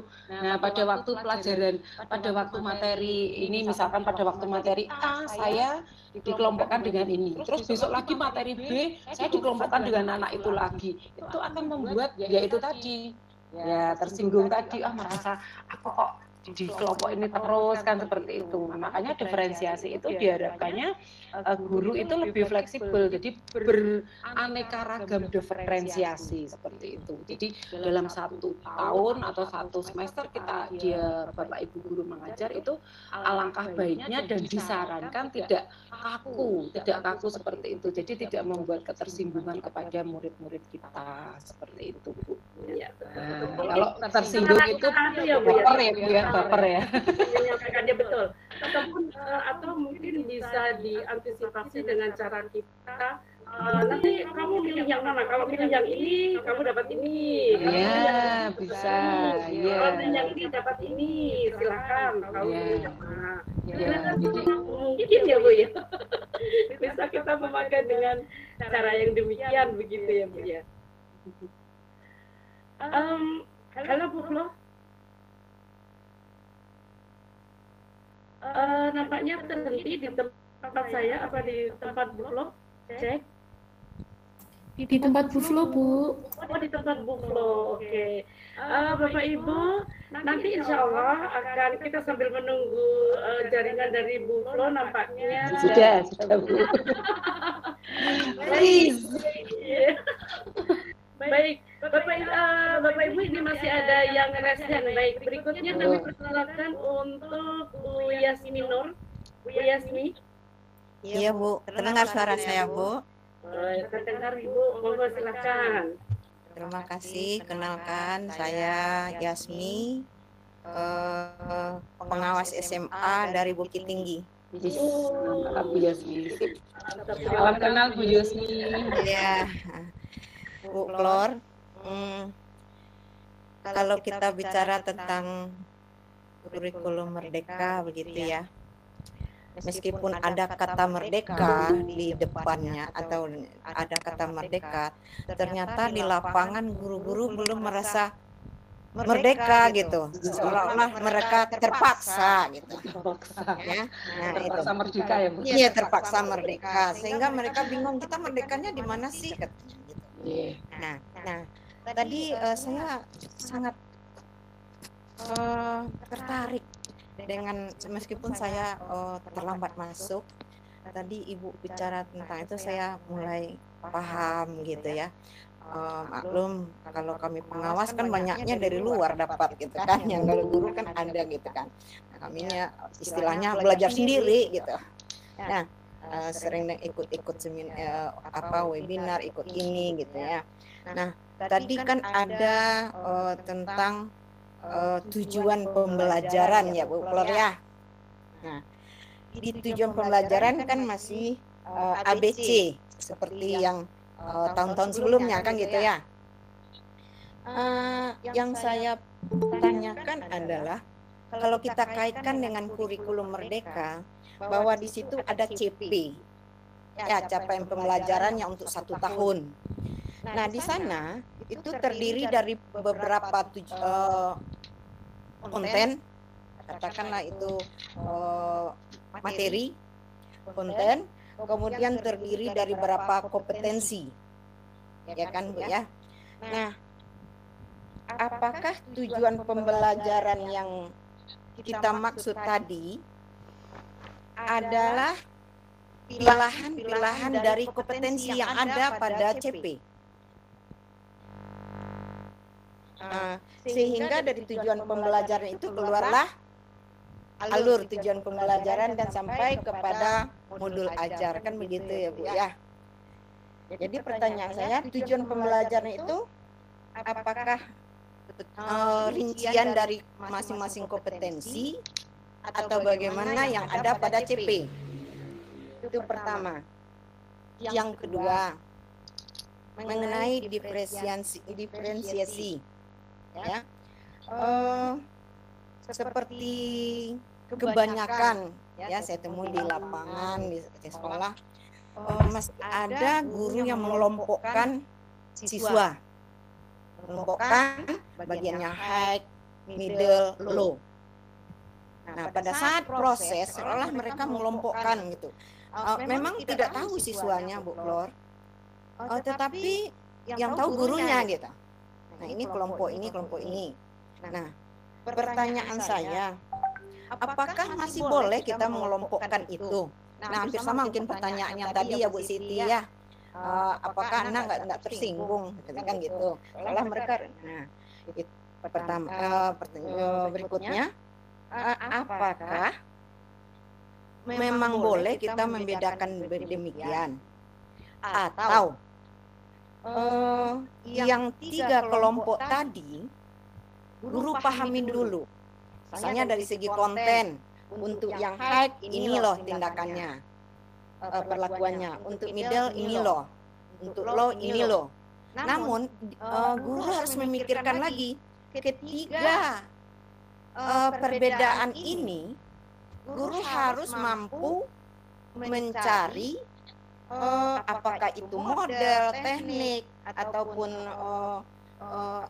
teknik pembelajaran gitu kan, yang bisa mengakomodir ketiga perbedaan tadi. Apakah begitu atau memang dengan kelompok tadi, Bu? Nah, itu yang ingin saya tanyakan. Jadi 2 itu aja dulu, Bu. Makasih, Ibu. Ya, terima kasih Bu Yasmin Nur. Untuk selanjutnya Bu Flo. Oke, terima kasih Bu Yasmi. Salam kenal dari saya. Kalau saya pengawas SMP saja, Bu. Pengalamannya lebih banyak Bu Yasmi nih kayaknya. Oke, Bu. Ya. Pengalaman aja kalau begitu. Belajar, Bu. Kita kan belajar ya. Oke. Nah, ini Bu, kalau kita melihat dari tujuan pembelajaran ya, Bu ya. Tujuan pembelajaran itu kan memang sebetulnya di breakdown-nya kalau dari CP ya Bu ya. Jadi dari CP itu kemudian yang berisi materi dan kompetensi ya Bu ya, nanti di breakdown dari CP itu di breakdown menjadi berbagai macam TP tadi. Oh gitu. Jadi ya betul ya, dari 1 kompetensi turunkanlah menjadi beberapa tujuan pembelajaran gitu ya. Ya betul. Nah dari CP tadi kita breakdown menjadi TP. Nah kemudian TP tadi setelah kita breakdown TP-nya Bu, nanti kita kembali lagi ke taksonomi Bloom. Kan kalau belajar itu dari yang konkret dulu menuju ke yang abstrak. Nah, ini kita urutkan Bu.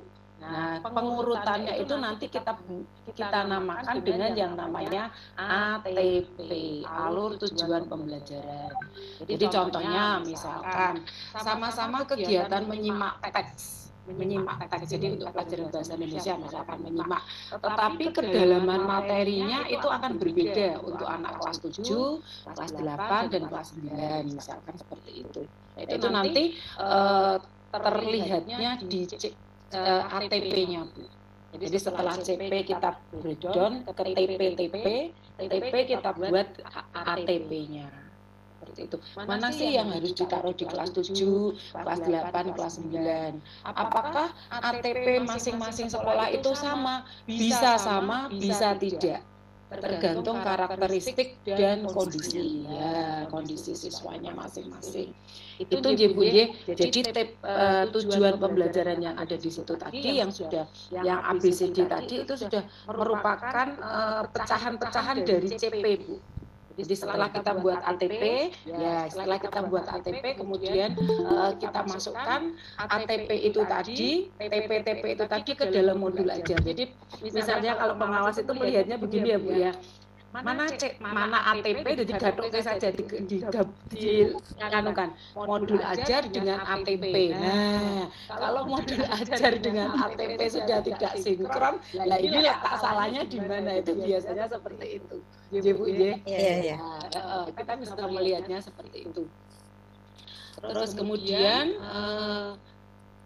nomor 2, nah, mengkelompokkan siswa. Nah itu mengkelompokkan siswa itu apakah masih boleh? Nah ini kita mengkelompokkannya berdasarkan kesiapannya Bapak Ibu. Bu Yasmi, kita berdasarkan kesiapannya itu tentunya kontennya juga disesuaikan dengan kesiapannya tadi. Kan misalkan contoh ya Bu, anak matematika tadi, contoh yang anak matematika tadi misalkan untuk mempelajari statistik dia harus tahu min, median, modus misalkan seperti itu. Kalau untuk anak yang belum masih pengetahuannya hanya min, median, modus ya tentunya tidak akan diberi langsung pada pemecahan masalah. Jadi dia pengertian tentang min, median, dan modus diberi soal-soal drill, soal seperti itu. Nah, itu tentunya tidak akan menimbulkan, menurut pendapat saya, pasti tidak akan terus kenapa sih kok saya dikelompokkan ke sini gitu. Nah, tadi Bu, makanya kita harus fleksibel. Kita tidak hanya pada pengelompokan yang kaku, oh selamanya akan seperti itu. Kamu di bawah terus enggak. Kita tidak boleh menjudge anak seperti itu. Nanti mungkin jadi seperti ini Bu. Jadi pengetahuan anaknya yang selama ini saya temui itu, misalkan anak itu di matematika pun ya Bu ya, di matematika pun itu ada anak yang mungkin dia di geometrinya di low Bu. Ya, di geometri di low. Tetapi dia di aritmatika atau di perkaliannya dia malah justru high. Itu bisa juga.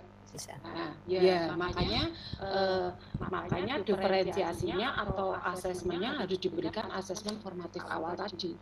Nah, asesmen formatif awal itu sesuai dengan konten yang akan kita ajarkan, tujuannya apa. Di situ mau geometri atau aritmatika kita nggak boleh menutup kemungkinan. Contohnya misalkan anak di bahasa Indonesia mungkin di penulisan deskripsi dan sebagainya dia di tataran low ya Bu ya, menuliskan deskripsi dan sebagainya. Tetapi manakala dia disuruh membuat apresiasi tentang puisi, disuruh membuat cerpen seperti itu, dia di posisi yang high. Nah, itu Bu. Jadi kita membagi siswanya fleksibel saja. Ya, begitu Bu Nur yang bisa saya sampaikan. Mungkin bisa kita sharing ya Bu Nur ya. Satu lagi ya Bu, keluar maaf. Enggak apa-apa. Tadi ada saya mendapat juga pencerahan begitu. Katanya di kurikulum Merdeka kita tidak menggunakan taksonomi lagi, tapi menggunakan konstruktivisme katanya. Nah, itu bagaimana Bu Flor? Bisa Bu, pakai konstruktivisme juga bisa, taksonomi juga bisa, masih bisa dipakai itu Bu. Ya kita nggak usah langsung ganti gitu, jangan ini ya Bu ya, sudah terlanjur 10 tahun di taksonomi belum ya Bu ya. Iya. Tentunya kita pelan-pelan Bu, Bapak Ibu. Ya, kita pakai aja yang taksonomi belum, itu masih bisa dipakai. Jadi kita mempelajari siswanya dari tingkat yang paling rendah dulu, baru kemudian ke yang lebih kompleks. Nah, caranya mengakomodir siswa kita yang misalnya jauh lebih bisa dari temannya, tadi diberikan materi pengayaan. Kita juga memfasilitasi anak-anak yang memang lebih kemampuannya lebih tinggi. Dan kalau kita sudah seperti itu Bu, nanti istilahnya kalau kita di kurikulum Merdeka itu kan, kalau kita punya murid bisa berlari, maka kita ajak berlari.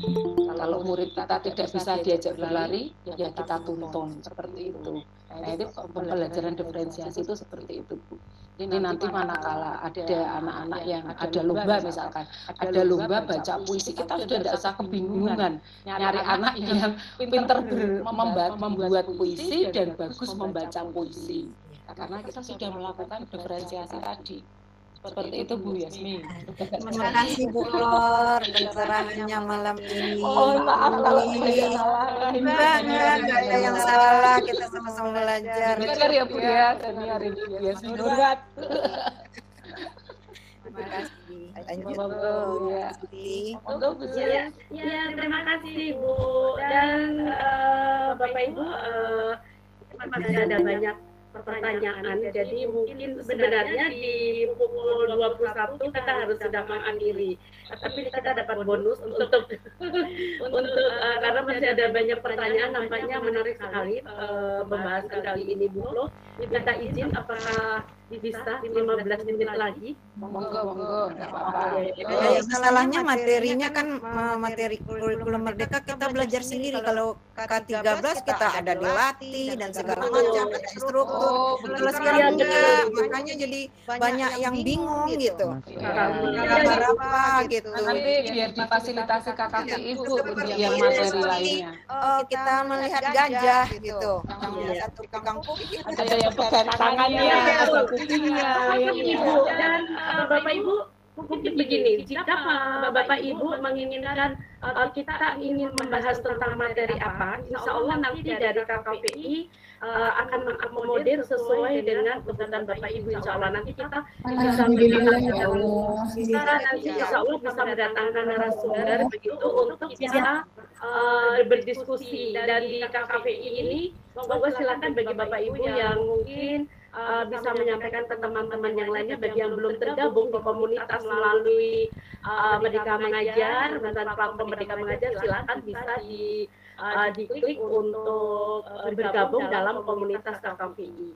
Dan nanti insya Allah kita akan mencoba, mungkin barangkali untuk kali ini kita membahas tentang diferensiasi, untuk yang berikutnya mungkin ingin membahas bagaimana pembuatan modul ajar atau yang sebagainya, monggo silakan, atau tentang bagaimana dengan penguatan profil pelajar Pancasila juga nanti insya Allah kita mencoba mengakomodir. Jadi soalnya kan kita mandiri belajar, takutnya sendiri nanti jadi ilmunya beda sekali.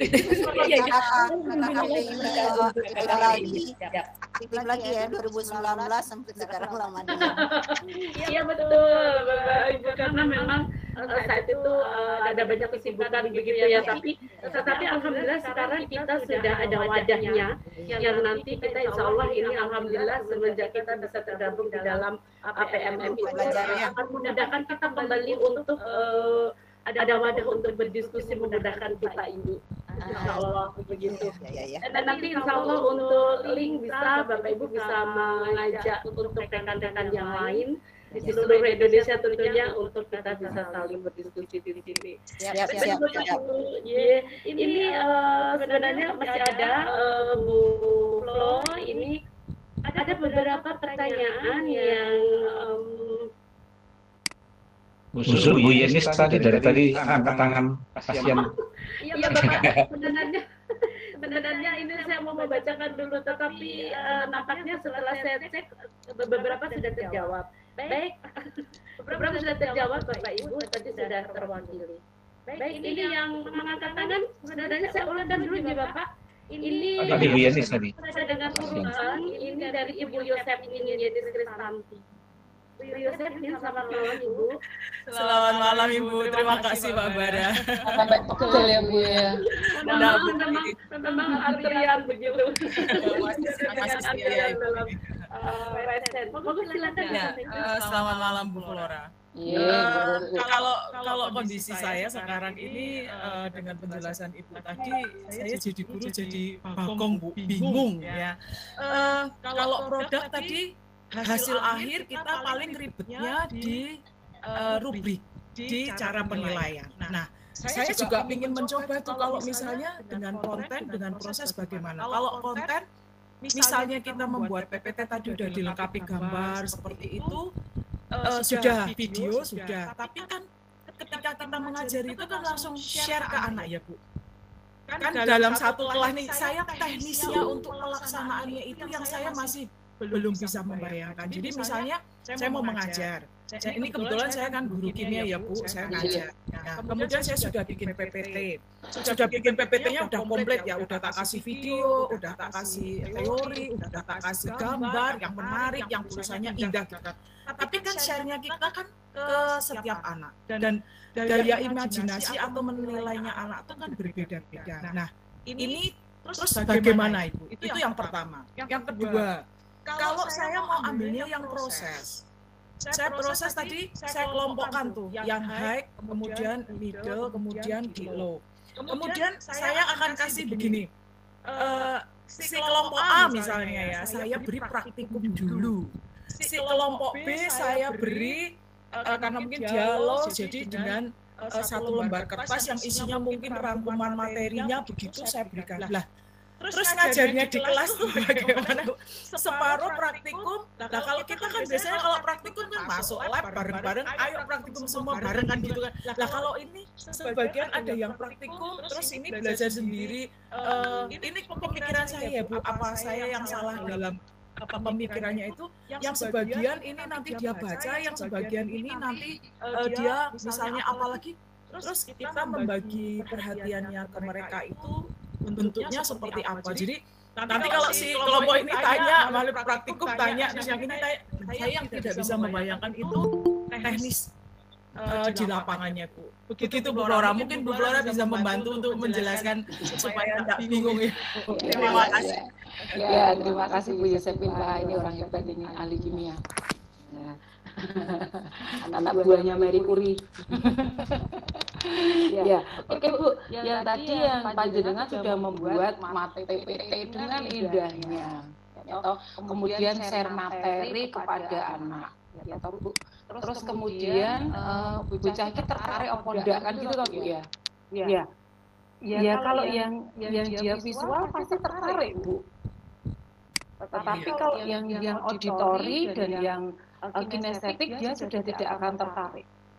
Karena untuk PPT itu kan cocoknya memang untuk anak-anak yang visual yang suka membaca, duduk tenang, duduk diam seperti itu. Nah, prosesnya misalkan panjenengan punya materi tertentu ya, itu ya jangan hanya sekedar hanya PPT saja Bu. Ya, tadi saya contohkan misalkan contoh terjadinya seorang guru PKN mau menerangkan atau mau membelajarkan tentang siswa terjadinya peristiwa penyusunan Undang-Undang Dasar 45, misalkan seperti itu. Untuk itu di kelas yang sama, tetapi cara belajarnya berbeda. Materinya sama, tetapi cara belajarnya berbeda. Anak yang visual, dia akan diberi dengan bacaan artikel tentang proses terbentuknya Undang-Undang Dasar. Untuk anak yang auditori, diminta untuk menyaksikan YouTube. Ya, terus kemudian untuk anak yang kinestetik, melalui display gambar-gambar yang ada di kelas. Seperti itu. LKPD-nya sama Bu, LK-nya sama, LKPD-nya sama, cuman dalam proses pembelajarannya itu yang berbeda, seperti itu. Nah, itu semoga bisa menjawab ya Bu Yosefin. Terus yang kemudian, ya betul, kimia tidak bisa lepas dari praktikum. Apakah saya untuk anak yang low saya beri materi sendiri, anak yang high saya suruh praktikum. Nah, bisa didiferensiasi begini Bu. Sama-sama praktikum, misalkan praktikum redox, misalkan ya, benar apa enggak praktikum redox? Ya, misalkan praktikum redox. Anak yang low, dia nanti praktikumnya bahannya yang bahan sederhana. Ya, terus kemudian anak yang middle itu praktikumnya diberi dengan beberapa bahan. Itu sama-sama praktikum. Terus kemudian anak yang high itu mereka diminta untuk merancang kira-kira bahan apa yang bisa digunakan atau dipakai. Dia untuk merancang dulu kemudian mempraktekannya, seperti itu Bu Yosefin.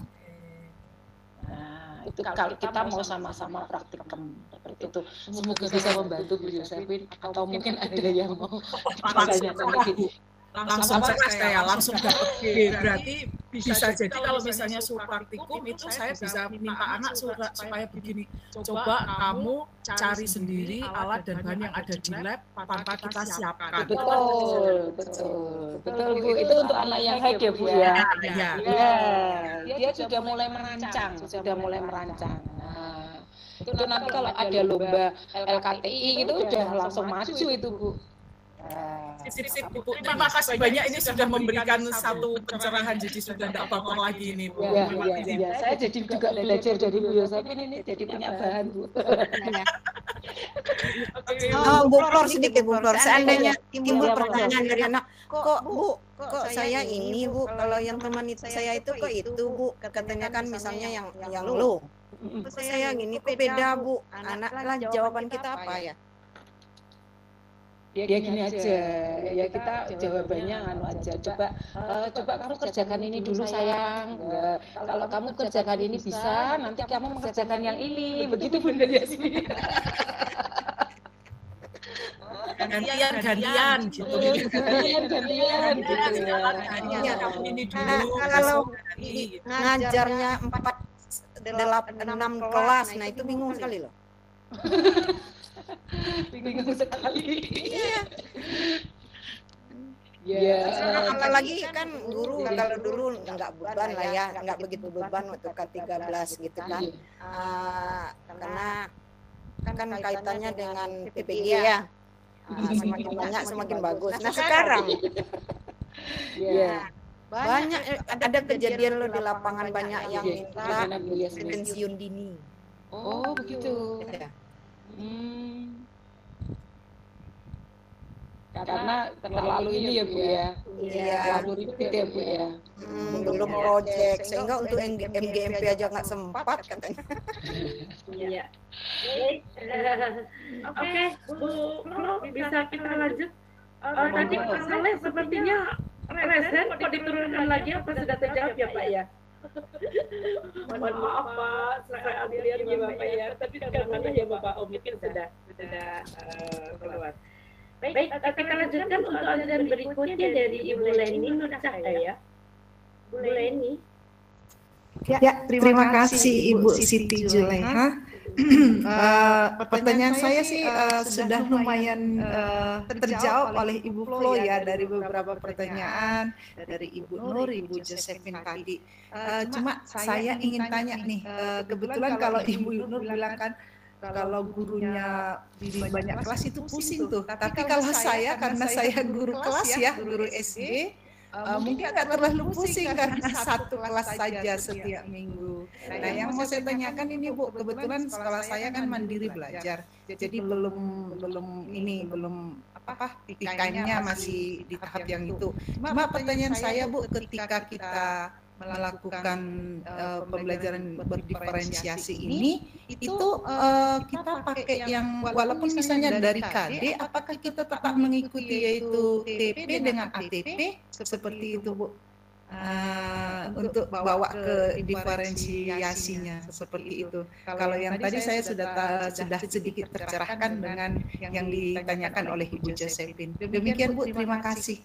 Ya, semangat Bu Leni. Terima kasih Bu. Ini guru serba bisa ini karena guru kelas.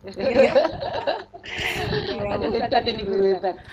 Gini Bu, kan kalau mandiri belajar itu kan masih menerapkan K13 ya Bu Leni ya. Itu dengan sebetulnya pembelajaran diferensiasi itu bisa dipakai di kurikulum mana aja. Nah, itu kan hanya kalau pembelajaran diferensiasi itu kan hanya prosesnya Bu. Nah, tetap KD-nya tetap kita pakai KD. Seperti tadi, Ibu tadi yang saya contohkan modul ajarnya itu sebetulnya kan beliau juga masih mengajar kurikulum 13 Bu, kalau kelas 9. Nah, kalau kelas 9 itu masih kurikulum 13, tapi beliau mencoba untuk membuat pembelajaran yang berdiferensiasi di kelas 9. Tidak apa-apa. Nah, malah nanti jadi lebih tahu, oh kalau saya diferensiasi murid saya ini, kalau saya untuk materi IPA, saya diferensiasi dengan profil belajar, kok jadi seperti ini ya. Nah, jadi kan akan bereksperimen Bu. Kalau di SD itu senang sekali Bu kalau bereksperimen ya Bu ya, anak-anaknya lucu-lucu. Nah, itu malah justru kita bisa bereksperimen. Oh kalau misalkan seperti ini saya coba diferensiasi profil belajar bagaimana. Itu dengan coba dari hal yang sederhana dulu Bapak Ibu. Jadi kalau dengan mau melakukan pembelajaran diferensiasi di dalam pikiran kita itu jangan itu rumit. Saya mengajarnya 12 kelas. Ya toh, apakah semua kelas harus saya diferensiasi? Tidak, Bapak Ibu, jangan berpikir sampai ke situ dulu. Kita dalam diri kita diferensiasi yang sederhana dulu. Nah, yang paling sederhana mendiferensiasinya adalah diferensiasi produk, itu yang paling sederhana. Nah, kita mengajarnya pakai PPT, kita mengajarnya pakai LKPD yang sama, tidak kita bedakan antara logik, middle, tidak. Tetapi nanti pada saat mengumpulkan tugas, mereka mengumpulkan tugas sesuai dengan minatnya masing-masing. Itu sudah diferensiasi Bapak Ibu. Jadi pembelajaran diferensiasi itu jangan dibayangkan adalah pembelajaran yang sangat rumit, kudu dibagi-bagi seperti ini. Tidak usah seperti itu Bapak Ibu. Ya, jadi kita memikirnya yang sederhana dulu aja. Kalau kita bisa melakukan yang sederhana, nanti sedikit menjadi terbiasa. Oh, ternyata kalau diferensiasi produk itu seperti ini. Coba proses sekarang, misalkan proses. Diferensiasi proses itu seperti ini. Dicobakan sedikit-sedikit. Salah enggak apa-apa. Nanti kan ada refleksinya Bapak Ibu. Nah, kalau anak SD itu refleksinya gampang, boleh nih. Pakai saja gambar emoticon. Nah, kasih gambar. Boleh nih udah pas berapa? Kelas 6 Ibu. Kelas 6, oh berarti sudah bisa berekspresi ya. Kasih gambar emoticon. Nanti suruh menempel Bu. Apa yang kamu rasakan hari ini? Silakan ambil gambar emoticonnya. Disuruh menyebutkan kenapa kok kamu sedih. Akan seperti itu. Di belajarnya bulan ini, kita hari ini belajar apa anak-anak? Misalkan apa yang kamu rasakan dia sedih. Kenapa kok kamu sedih? Saya nggak bisa main keluar kok Bu. Nah, berarti pembelajaran kita itu diinginkan anak-anak untuk explore alam sekitarnya. Oh, berarti besok coba. Seperti itu boleh nih. Yang sederhana-sederhana saja. Tentunya sudah kok kita sudah lakukan kok Bapak Ibu. Selama ini sudah kita lakukan, cuman kita tidak sadari bahwa itu adalah pembelajaran diferensiasi. Gitu. Sebetulnya sudah, itu sebetulnya panjenengan itu. Ya, boleh ini juga mungkin sudah melakukan, cuman ini tuh yang namanya diferensiasi. Istilahnya punya branding keren diferensiasi gitu. Begitu Leli, semoga bisa membantu. Terima kasih Bu Flo, terima kasih Bu Jela. Terima kasih Bu Leli. Dan ini ada satu pertanyaan menarik yang saya baca di chat. Tapi ini mungkin begini. Dari Ibu Asmaul Husna, maaf Ibu apa Bapak ya. Ibu maaf, bisa tidak tolong dicontohkan satu saja dari CP ke TP ke ATP. Kemudian bagaimana cara pembagian antara CP di fase ABC. Karena kan fase ABC itu ada 2 kelas dalam satu CP atau satu fase. Begini, pertanyaan sebenarnya menarik. Tetapi sebenarnya kita perlu pembahasan khusus. Iya betul. Pembahasannya nanti ATP. Dan mudah-mudahan nanti insya Allah kita next time kita bisa membahas tentang khusus bagaimana kita pembagian antara dari CP ke TP dan ke ATP begitu. Ya, menganalisis CP ya. Betul ya. Dan kita nanti bisa saling mengisi, misalkan kita tertarik untuk memberikan, boleh silakan. Silakan, kita saling belajar. Belajar. Dan ini mungkin bisa kita simpan, mohon maaf. Jadi kita simpan pertanyaan ini untuk dijawab di sesi berikutnya begitu ya Bu. Saya kira seperti itu karena menarik sekali. Baik, ini ternyata masih ada yang residen Bapak Bu Flo, ini kita tetap kita dulu ya. Monggo dari Bapak Hanut Setiawan, Mbak Hanut. Ya. Iya. Kita fasilitasi Bu Sul, monggo. Silakan Bapak. Terima kasih Bu Farhan. Ini sangat asik sekali tentang pembelajaran diferensiasi. Memang sebetulnya pembelajaran diferensiasi itu sudah kita lakukan, sudah kita sering kita lakukan, tetapi hanya karena kita bingkai aja di dalam merdeka belajar ini, jadi seolah-olah itu sesuatu barang yang baru gitu. Kami juga dengan kegiatan-kegiatan semacam ini jadi akan semakin asik. Jadi kita akan terbuka mindset kita sebetulnya bahwa kita sudah melakukan, ini ternyata yang pembelajaran diferensiasi seperti ini. Jadi sekali lagi dengan kegiatan-kegiatan seperti ini kita jadi tahu gitu kegiatan sesuatu yang baik. Dan saya tidak akan bertanya, cuman memberikan gini, sebetulnya pembelajaran diferensiasi di sekolah kami itu kebetulan kami dalam mengajar PJOK itu sudah dilakukan sebelum ada Merdeka Mengajar itu sudah ada. Sebelumnya kami sudah pernah melakukan, tetapi dalam hal pengadministrasian memang kami yang tidak pernah atau jarang sekali kita lakukan. Nah, itu yang menjadi kelemahan kami. Begitu Ibu, terima kasih sekali. Iya, Pak. Ya, itu kelemahannya guru PJOK ya Pak J. Karena sebagian besar guru PJOK adalah tipe kinestetik. Ya, mohon maaf Pak Ganut, intermezzo saja. Monggo bagi yang lain. Ini mungkin. Ya, ini sedikit ini ada satu pertanyaan. Bu, saya baru kemarin mengajar kelas 7. Apa perbedaan konten dan proses produksinya? Tadi sebenarnya sudah kita nanti bisa di berikutnya ada Ibu Asida Asminingsih dari catnya. Bu, misal diferensiasinya dibuat begini. 9A video, 9B PPT, 9C LKPD, bisa tidak? Begitu Ibu mungkin bisa. Berarti itu tidak diferensiasi Bu. Berbeda diferensiasi dalam satu kelas gitu ya Bu ya? Ya betul. Diferensiasi dalam satu kelas. Itu penelitian komparatif mah. Iya. Oke, Ibu, tapi berarti bagus juga. Kembali begitu ya dengan cara-cara itu.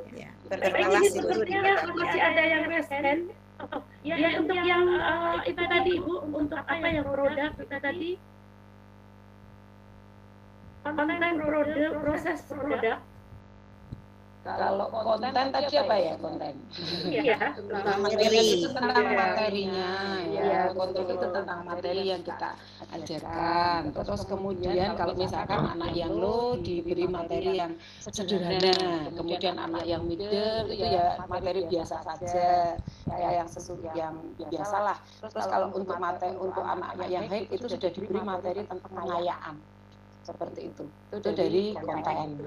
Terus kemudian proses, misalkan proses tadi anak yang proses itu cara ya, cara mendapatkan atau cara mencapai tujuan pembelajaran itu cara. Terus kemudian produk ya hasil dari pembelajaran itu.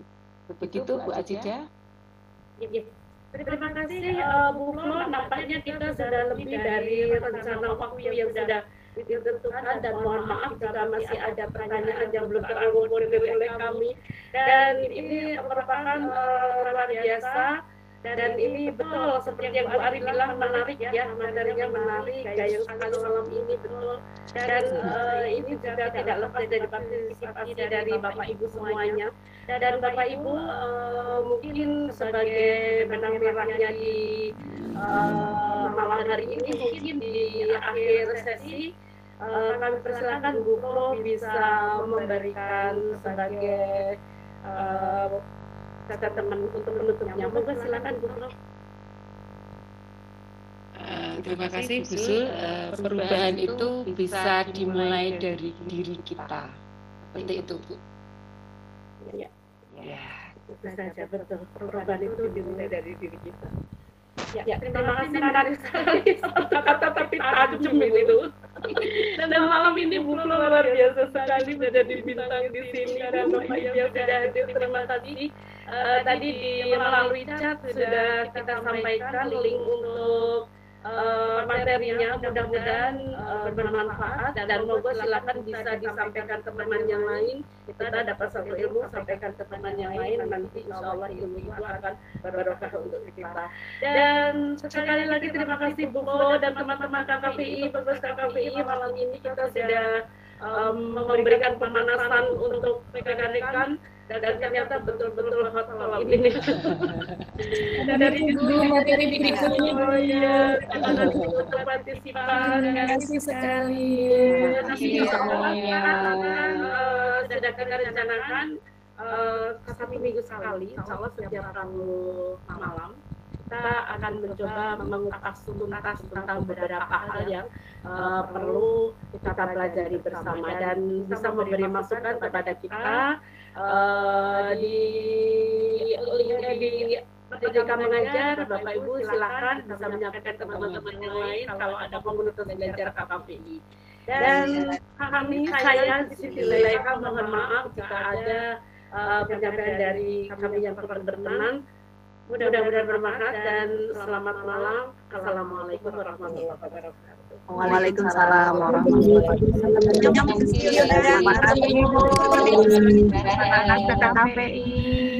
Sedang depan pensiun, kami masih mau belajar. Punya semangat banget. Terima kasih Ibu. Terima kasih. Selamat istirahat Bapak Ibu. Terima kasih. Waalaikumsalam.